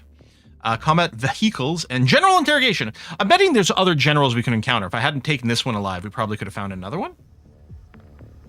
Interrogate the... no. Of the general may help explain why you betrayed our organization. I don't know. I'm going to... Ooh. More funding. Hold on a second. Analysis of the relationship between the quantum waveform pattern increasing alien activity may allow us to predict the invasion. More money as soon as possible. Sounds good. So let's do that. Ooh, autopsy, cleaner agent. So, okay, so that's their base stats. While it was previously unclear what role the smartly dressed agents observed supporting cleaner operations played in their organization, the autopsy process has revealed a great deal. There is little question that these cleaner agents are entirely human. Several of the bodies were easy to identify from personal effects and medical records, and all have been confirmed as employees of government intelligence agencies. Operations Division was able to obtain their personnel files, and I see nothing to indicate that these individuals had been acting strangely or held unusual beliefs. It appears they are simply employees of intelligence agencies subverted by the cleaners. Sadly, this probably reflects the dubious legality of our organization. Governments are either deliberately suppressing knowledge of alien activity or have been infiltrated by hostile forces intent on doing so, leaving us no choice but to operate beyond the law. Until this changes, we will likely continue to clash with those who unwittingly do the bidding of the extraterrestrial invaders. Yet we cannot change course. The very survival of our species may rest on our success. Thankfully, cleaner agents are not particularly fearsome opponents, lacking formal military training and equipped with only light weapons. They are notably less capable than one of our own soldiers. Yeah, but we almost died. But sure, okay. So, I've got that. They're being treated, recovering. Okay. So we'll probably need these guys ready pretty quick. So let's do some renaming as well. So next up, we've got IT Pindon. Prepare to die.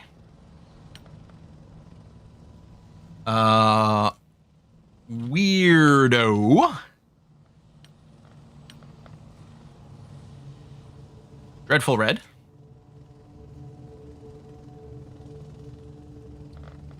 And follically challenged Mr. Danish Butter.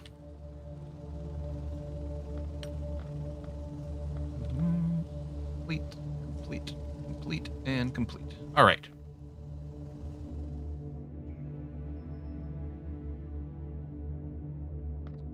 I don't think there was a hospital. Actually don't know how you build. Oh, just click this and put down. So yeah, we don't have a medical center. Presumably, okay, so it heals faster. 750. It actually does seem like a pretty good idea.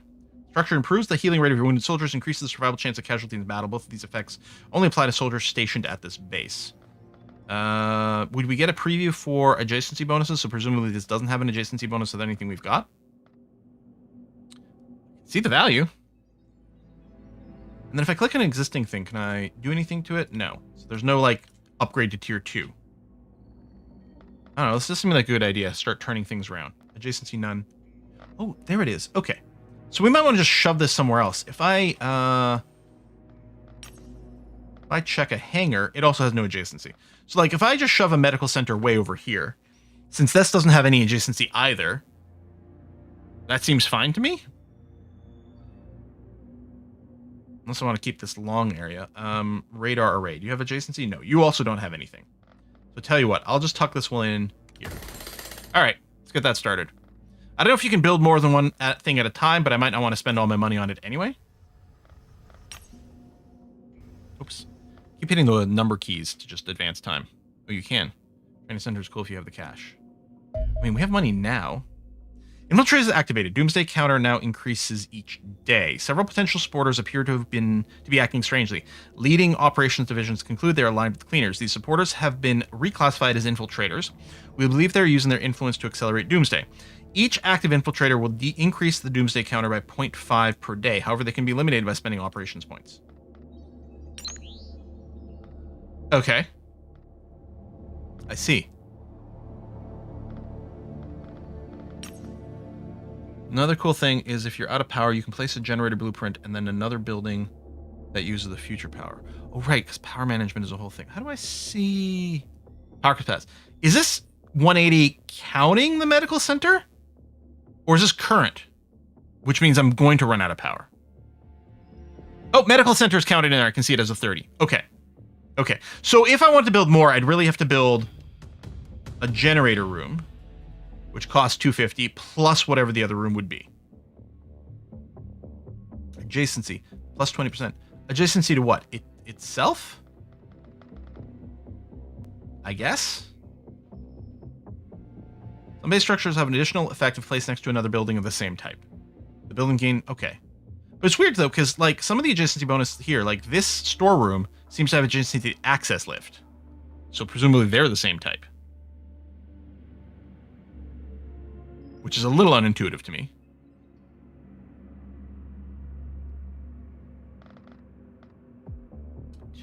I don't know. Another lab? We'd be able to afford it. Or training center. So training center, they just passively get XP? Soldiers train at reduced efficiency with insufficient training spices. And I don't think we have any right now. Passive XP. That does sound really helpful. So what I'm wondering about is I'm going to put a generator here to keep the chain going, since this doesn't need anything anyway. And I'm thinking of just starting a training center maybe down here or here, and then we can put another one maybe adjacent to it later on. I mean, oh, missile battery can help fend off a base attack. I believe that's true, but I don't think I can literally build everything. So I'm going to go and do this. And then I'm going to stop spending money. Because unlike how it might be hard to believe, but I don't want to go bankrupt all the time. Given your propensity to not check corners, hospital seems better. Yeah. I mean, when I'm playing first-person shooters, I obsessively check corners all the time. Though my unmatched intellect allows me to outperform inferior experts across most scientific disciplines, my true specialism is the study of quantum fields. These quantum fields permeate everything in existence, yet interact with nothing. They behave exactly the same in the heart of a star as they do in the empty vacuum at the distant edge of the universe. Detecting a large number of anomalous quantum signals in the vicinity of Earth was thus rather perplexing. We now know that each anomaly represents some form of alien activity on our planet, most likely the signature of an enemy faster-than-light device. Their frequency usually correlates closely with fluctuations in the quantum field itself. A rising waveform pattern means a similar rise in enemy activity, whereas a falling waveform causes the opposite. In other words, the waveform pattern appears to limit the amount of mass our enemies can transport to our world. No matter how large their forces may be, they can only deploy a handful of operatives each month. Indeed, this likely explains their historic focus on infiltration over outright invasion. I like when the games really do think about the lore about why they didn't just show up with a million billion dudes and just conquer everything, right? Just like Terra Invicta. Sadly, it's about to change. We have entered an early stage of a waveform pattern of unprecedented size, a veritable quantum tsunami threatening to wash us away. Alien activity will continue to increase as the signal rises, and in less than 3 months, it will reach levels where a large-scale invasion becomes a realistic probability. This peak will not arrive for 3 further months during which our enemies will be able to deploy even greater forces with each passing day. Yet should humanity withstand this onslaught, the pattern will reverse. The flood of alien reinforcements will slowly dwindle away, eventually reaching levels where the invasion cannot be sustained.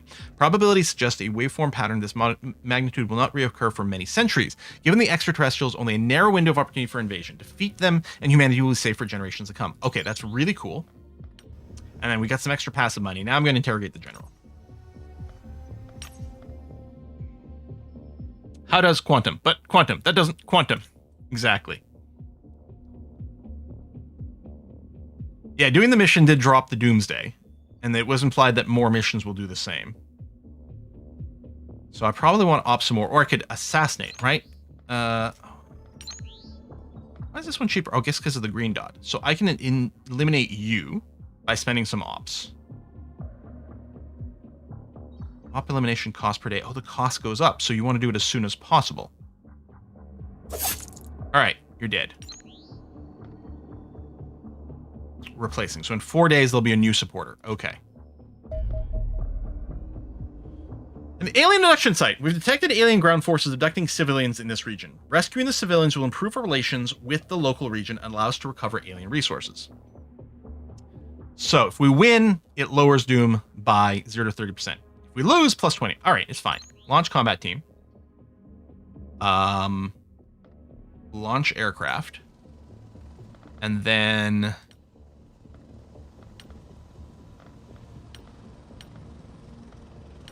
there we go. We've got a full crew.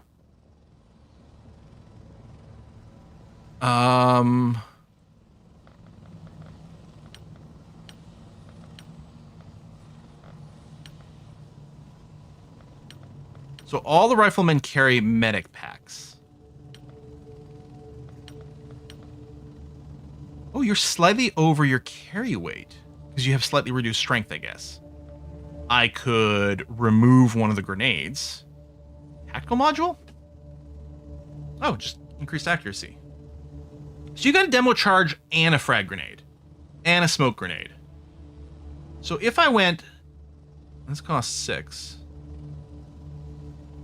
If I just dropped one grenade here, now you would have full mobility.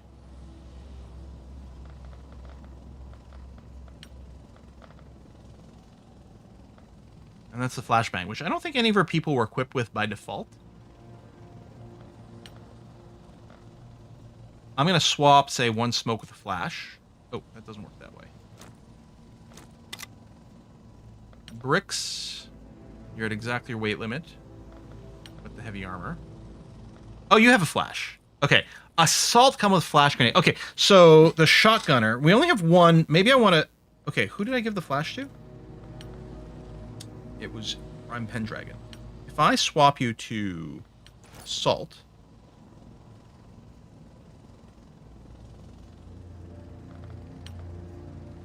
wow, the assault loadout's really light. So I've got room for more stuff in here. I'll give you the rebreather, which might be a good idea if you're running into a smoke.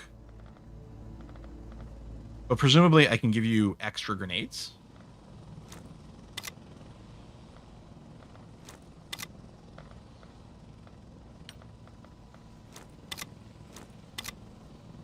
You got tons of weight capacity. Maybe I should have given you the tactical module. And then just pull out one of the flashes. Huh.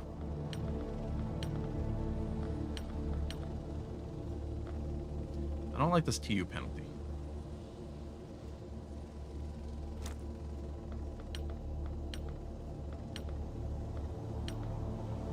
You got some extra capacity.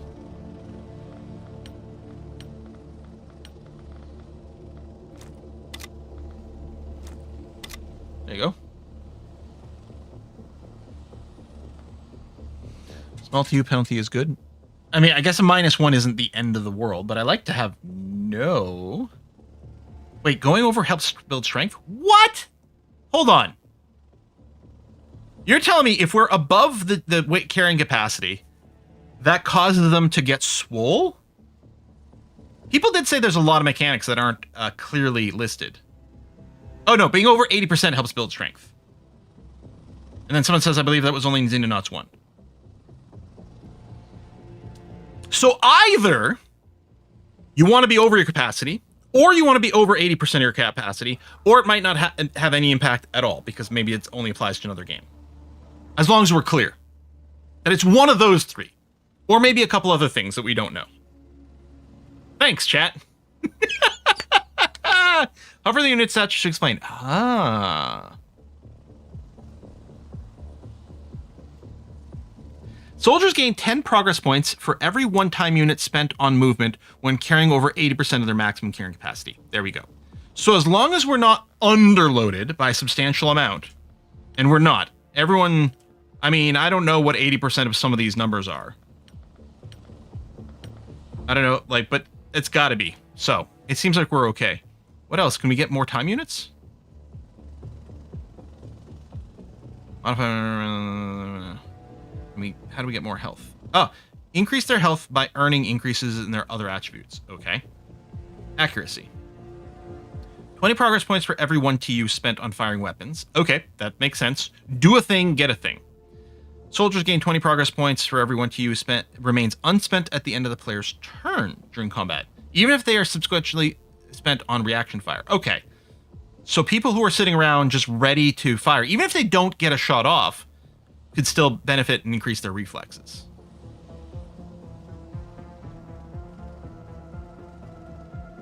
And then bravery, 50 for every point of suppression received during combat. Well, so when they get shot at, they go up. Okay, so it's not a great way to necessarily farm that one, but it's good to know. 1,000 progress points for a stat up. Okay. That is in the progress points tooltip. Oh, if I remouse over here. Okay. Okay. All right, well, let's do another mission.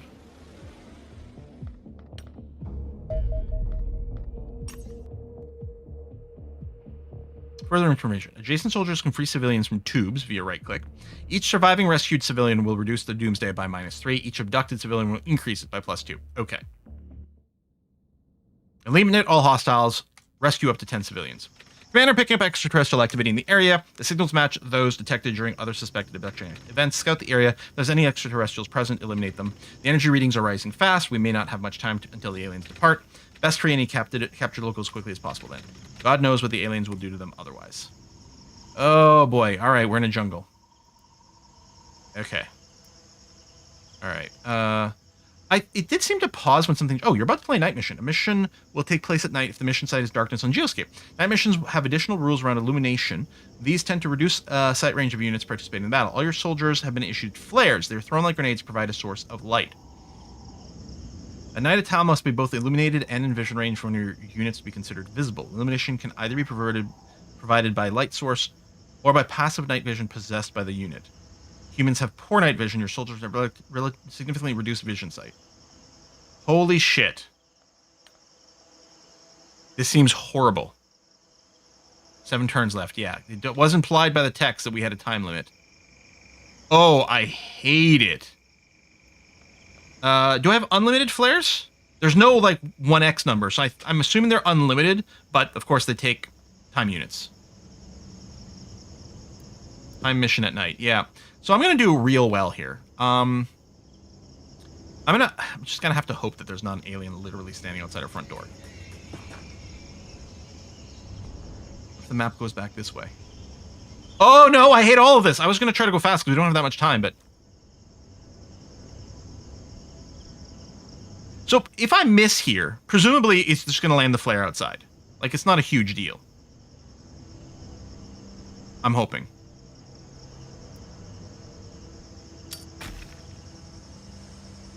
Good news, I found an alien right away.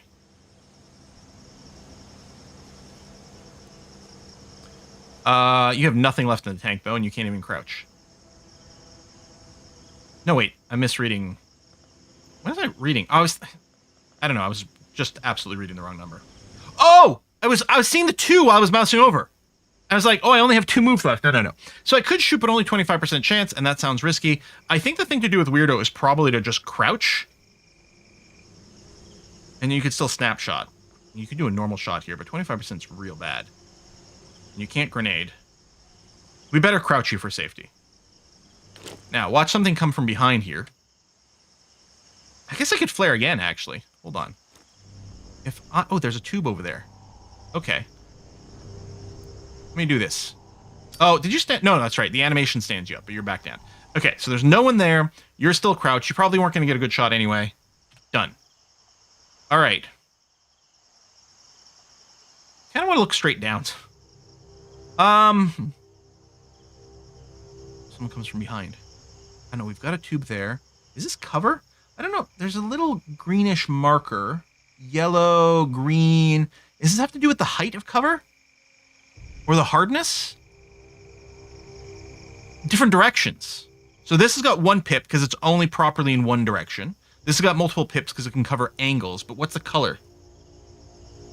Chop our side doors. Oh, for frink. Okay, hold on. Ghost. I love the little... What is that, a tuk-tuk?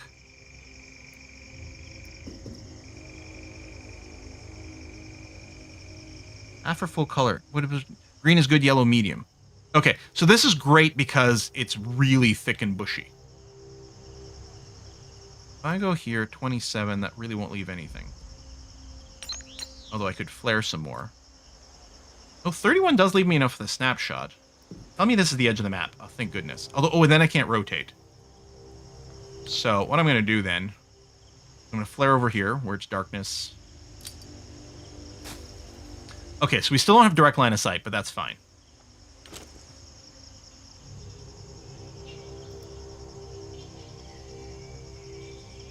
Go here and then crouch, probably. Yeah, because I can't crouch there.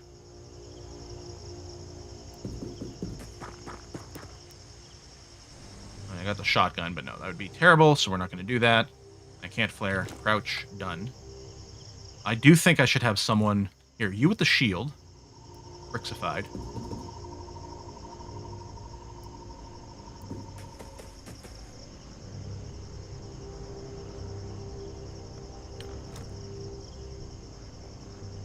Oh, this firing angle is terrible.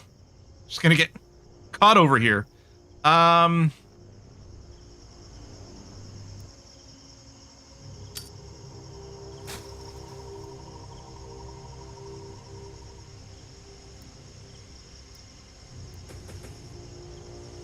Oh, I think that's map edge.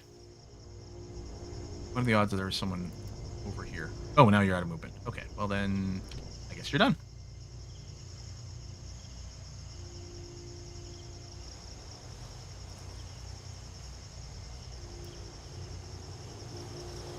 Alright, I'm going to prioritize just go in this direction. We got someone spotting the rear.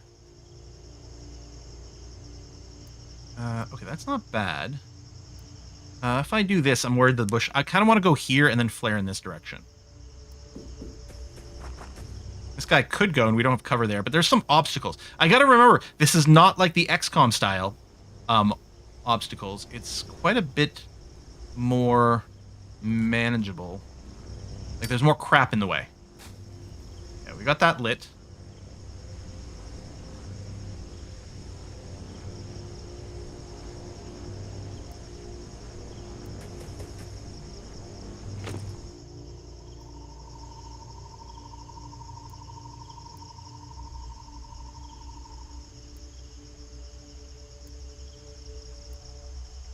I'll just come here. There won't be a crouch, but like the obstacles are insane over here, so that's fine. Okay. Pendleton's going to come over here. Going to have pretty weedy cover, but you will be able to crouch, so let's call that okay. Tube. Oh, there's another tube over there. Thank you. Okay. All right. Come at me, bro. That's an actual alien, too. Oh, and there's one back there. How do I have vision over you? Is there some natural light over there? Was I over paranoid with the flares? Maybe the outdoor area had plenty of natural light. And it's just inside the building that it's, like, super dark. I think what we want to do is blow up a whole bunch of this building.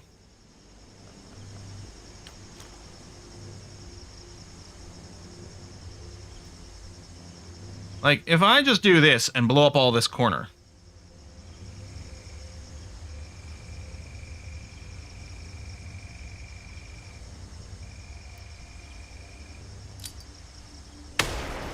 Okay. Okay. You don't have enough for a shot. Well, you could pistol. Let me get back to you. That's a shotgun. And this does have weak cover.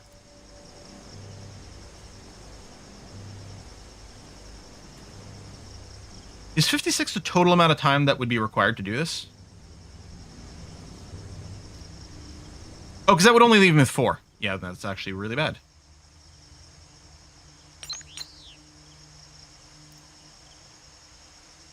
Pendragon.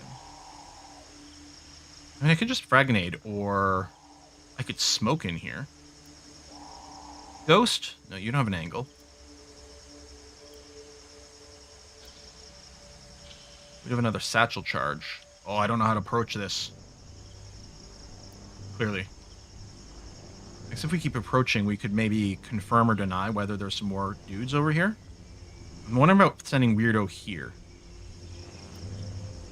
I have plenty of movement left.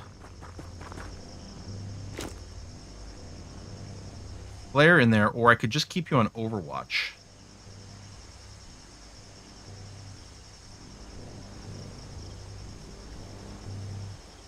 Maybe I'll just have you guard here. It does look like we have good vision. Well, we do have a flare here, to be fair.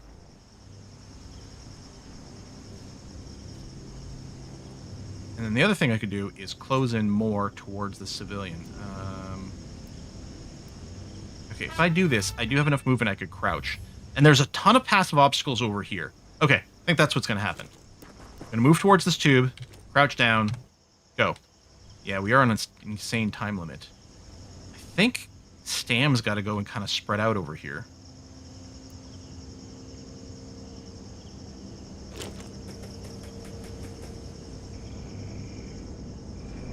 And yeah, we've clearly got vision. Like, do we have vision on these tiles?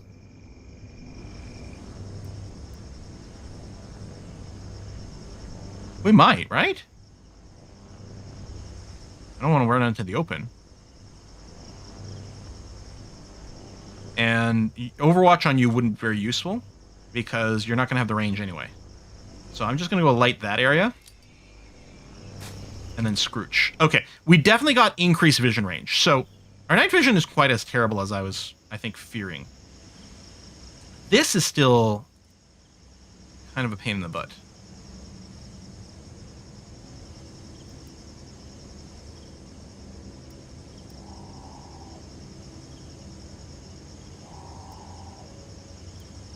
I can go here, have partial cover, and crouch.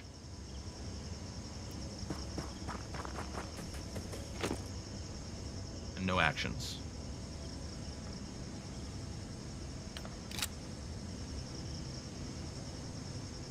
I think I'm just going to sit here, or... Nope, you're just going to sit there.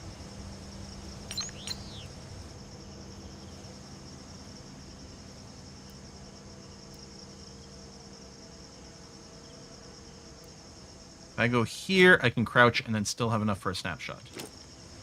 I mean, I could shoot. But no.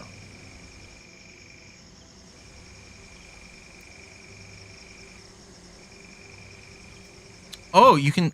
Hang on. You can set the camera to... That be... Oh. Oh, and free rotate's also available. Although 45... Ah, so I can see straight up and... Oh my god, yes, thank you. Yes. Okay. So, I mean, we're going to give up the sort of initiative over here. If this guy runs forward, he'll get sniped, but... Okay, I'll scooch to here. I don't think I need to do a crouch. And this leaves me enough... maybe to do the aim shot, depending on where things move. Right, and then you're over here. You lit that area. I guess I can come here and spot... Oh! I thought that was a crate! Okay, it's fine. You got a shield. Crouch down. You can do a little rescue. Okay.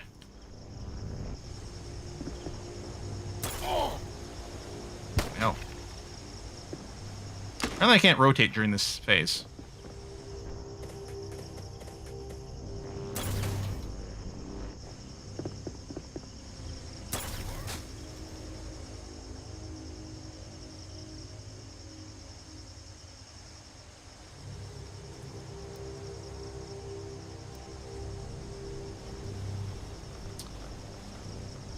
smoke you. I can suppress you.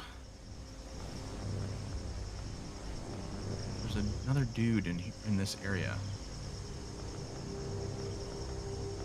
I'm wondering about just smoking up in here.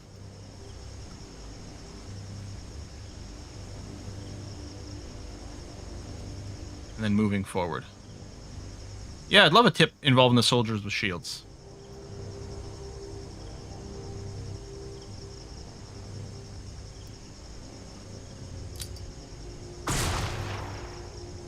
Maybe we get stunned. Alright.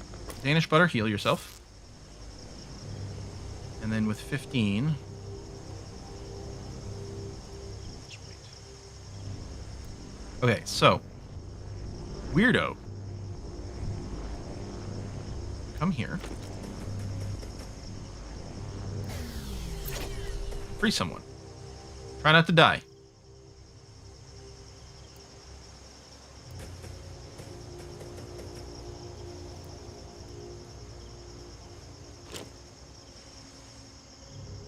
Point shield towards enemies. Smoke slows things down. That's true. If this is a time-limited mission, maybe it's real bad. I don't know. That's a good point. Run. I think it was 10 to pop one of these. Which I guess means I don't have any cover left, but... Wait. Oh, did it not take any actions to do that? Oh, shit. Okay. Well, it's not great cover, but I'll pull back a little. Use the civilian for cover.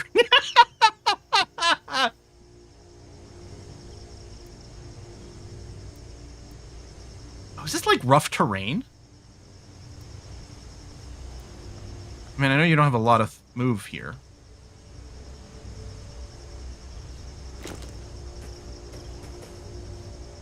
Maybe I just shouldn't be fighting as much. Maybe I should just be YOLOing to the civilians. I can go here and still take a shot, although it'd be pretty bad. Especially with the smoke. Who put all the smoke here?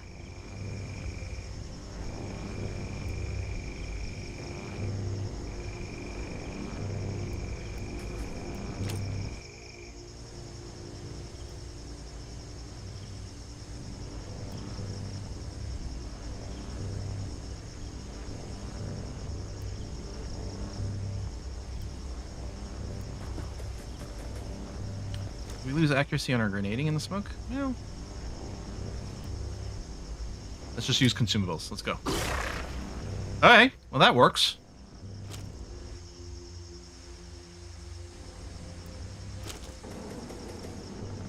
Oh, you don't have any grenades. I mean, I can just hammer in here and maybe blow through some of his cover. Okay. Can you not fire when you have 0% hit chance? Do you have to use the free fire mode? Is that what's going on here?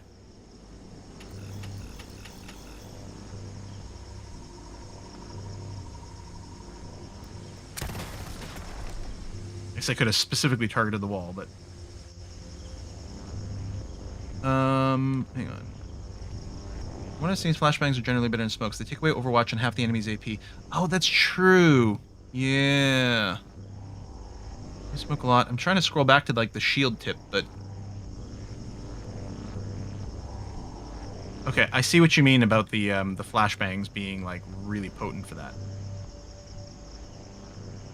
I'm wondering about... Oh, can I not... There's no path to right there. Oh, you can't stand in that spot. I could go there. You're probably overwatching, though.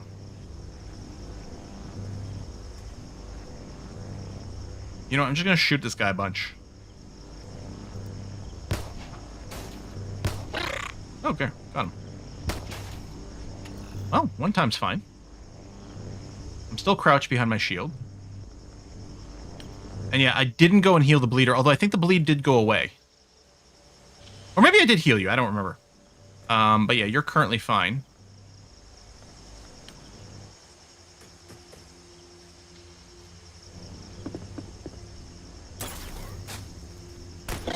Nice!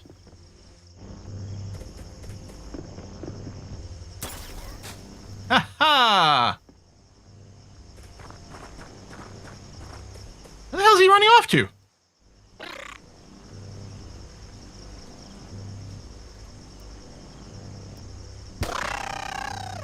Suck it. Zero's a little risky. And exposing my flank over here. Okay, so it doesn't take any AP at all to freeze someone. Okay. That... Wow. Okay, that changes several assumptions I had. I can't see another tube here. Move up to the corner.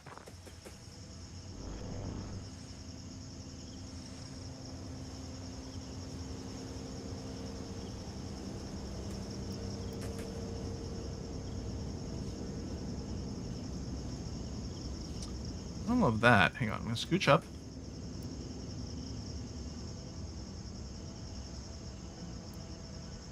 Okay, come here. Crouch. Next up, let's have Mr. Danish Butter get some vengeance here. There's some cover, but... Ah! 50% of the time, both shots miss.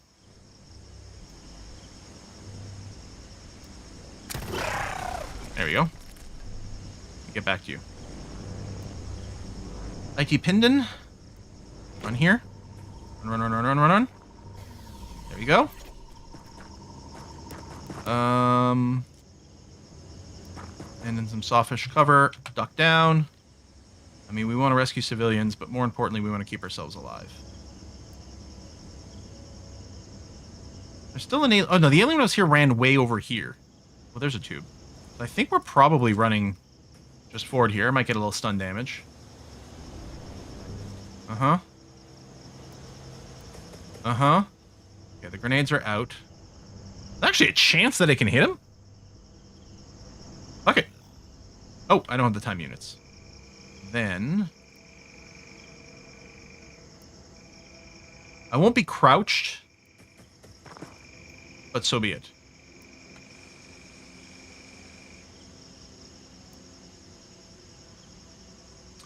I'm wondering if I should be running over this way in case there's a tube in this area. Rather than going for the kills.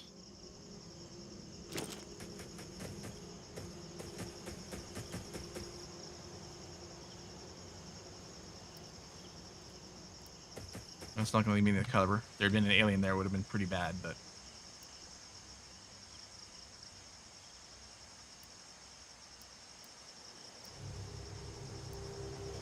I don't think there's anything in here. That's going to end me here, which is probably okay.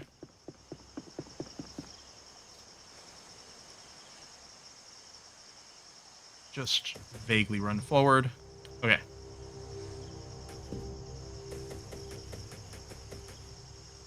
In the Firaxis XCOM games, the aliens would definitely shoot at civilians. Well, those are more like the terror missions, I suppose. Where they're just terrorizing people and try to kill them.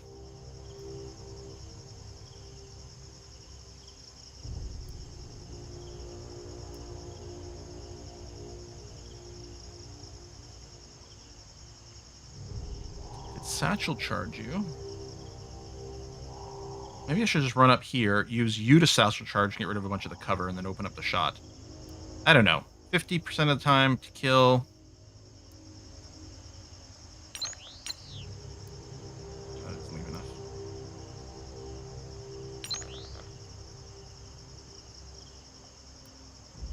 Do I need to grenade 22? Okay. Hinden. You're going to go and Satchel charge here. Hurting him, destroying the cover, hopefully. I don't think it matters exactly where I land it. There we go. 91%. Excellent. Now just...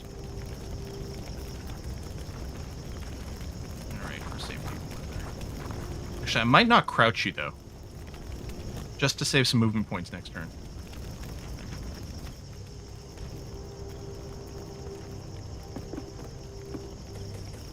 I don't think there was anything left over here.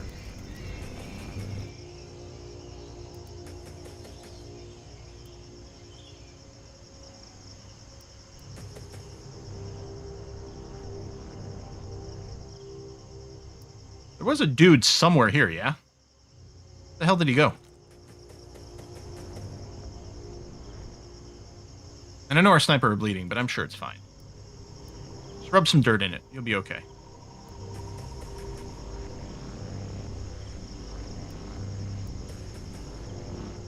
Oh, there he is. Complete the plan. Go here. Crouch.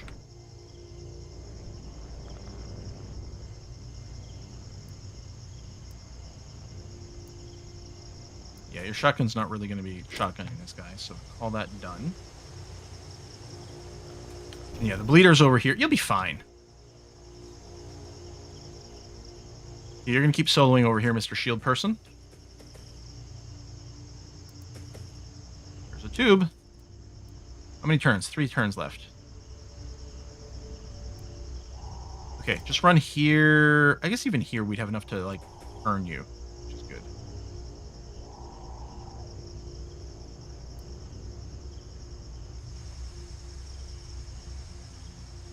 Mr. Danish Butter.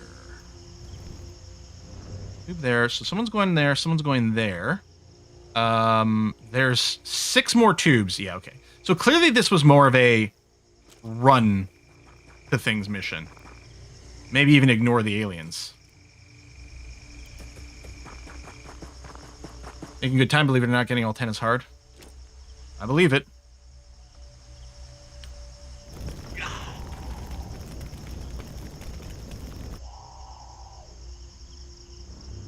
Okay, the bleed's gone away.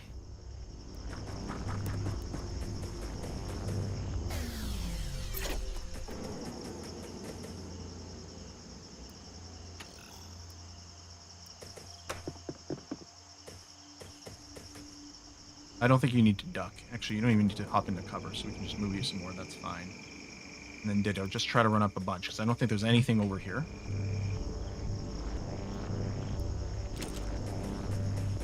Here, pop that. I don't know how likely it is to be one back there, and there is that. Although we do need to know there's an alien here. I'm thinking about just a big run. You could sit here and kind of overwatch this angle if the alien comes out. Okay, we might be able to come around here. Let me scooch up a little and then evaluate. I don't know about that path. So yeah, I think you'll do this, because we know there's at least one alien over here.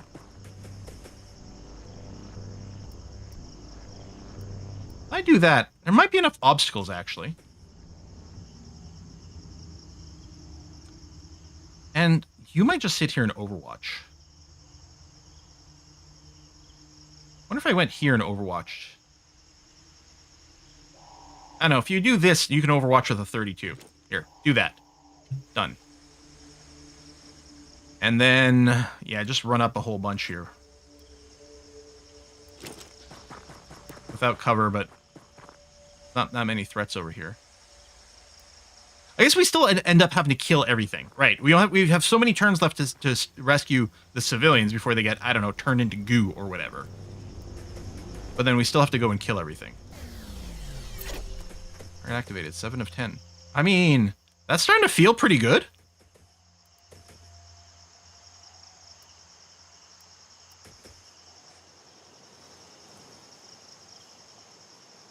There might be something in here.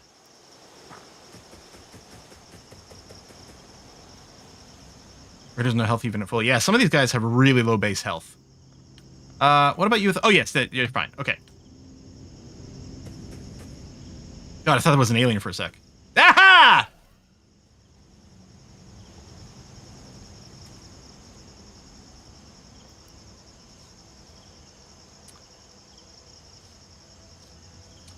I was crouched behind a crate, ready to fire. Boop. I wonder, the reflexes, like, it said something about, like, the sort of Overwatch attack or whatever they're calling it. I wonder if, having higher reflexes would have let us get a shot off first. That's how she goes. Yeah, that's definitely how it went this time. Wow. Alright, let's run to here. We can't really shotgun anything anyway. I'm assuming you don't have any Overwatch left after that.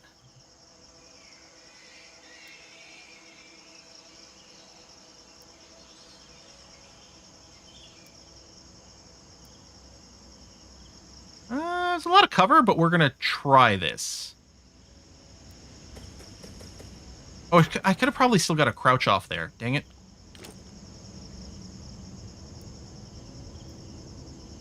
Man, I thought I had that so covered. Speaking of cover, I wouldn't have any here, but I'd still be pretty far away. Although, I guess if I do this, then I could at least still crouch.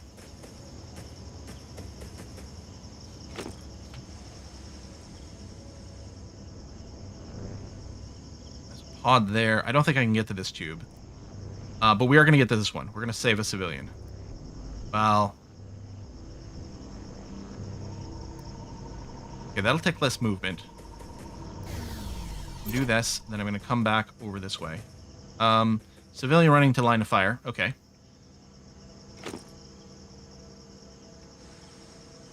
This might be the last alien standing.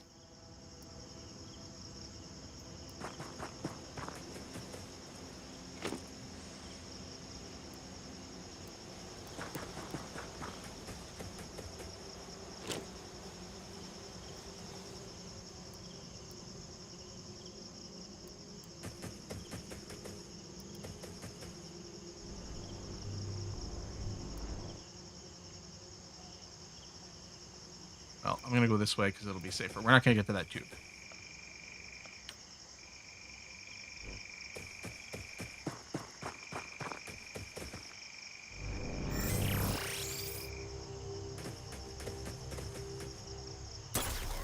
Thank you for missing. Jeez. All right, who's this? Rhyme Pendragon with the shotgun. So, what we really want is 38 move left. No, we literally can't move and shoot twice. Well, we could with the lower. Okay, we could also go for 32 move left. Okay, if I go here, I could do one normal shot and one snapshot. Okay, let's do it.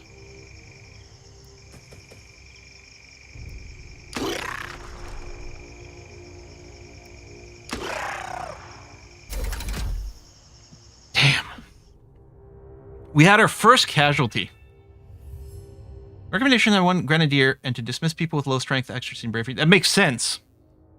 Really want to go. I think stats were a thing in the Firaxis XCOM games, but I seem to remember in classic XCOM it being like insanely important. And yeah, people did point out that Weirdo had like no hit points as a base.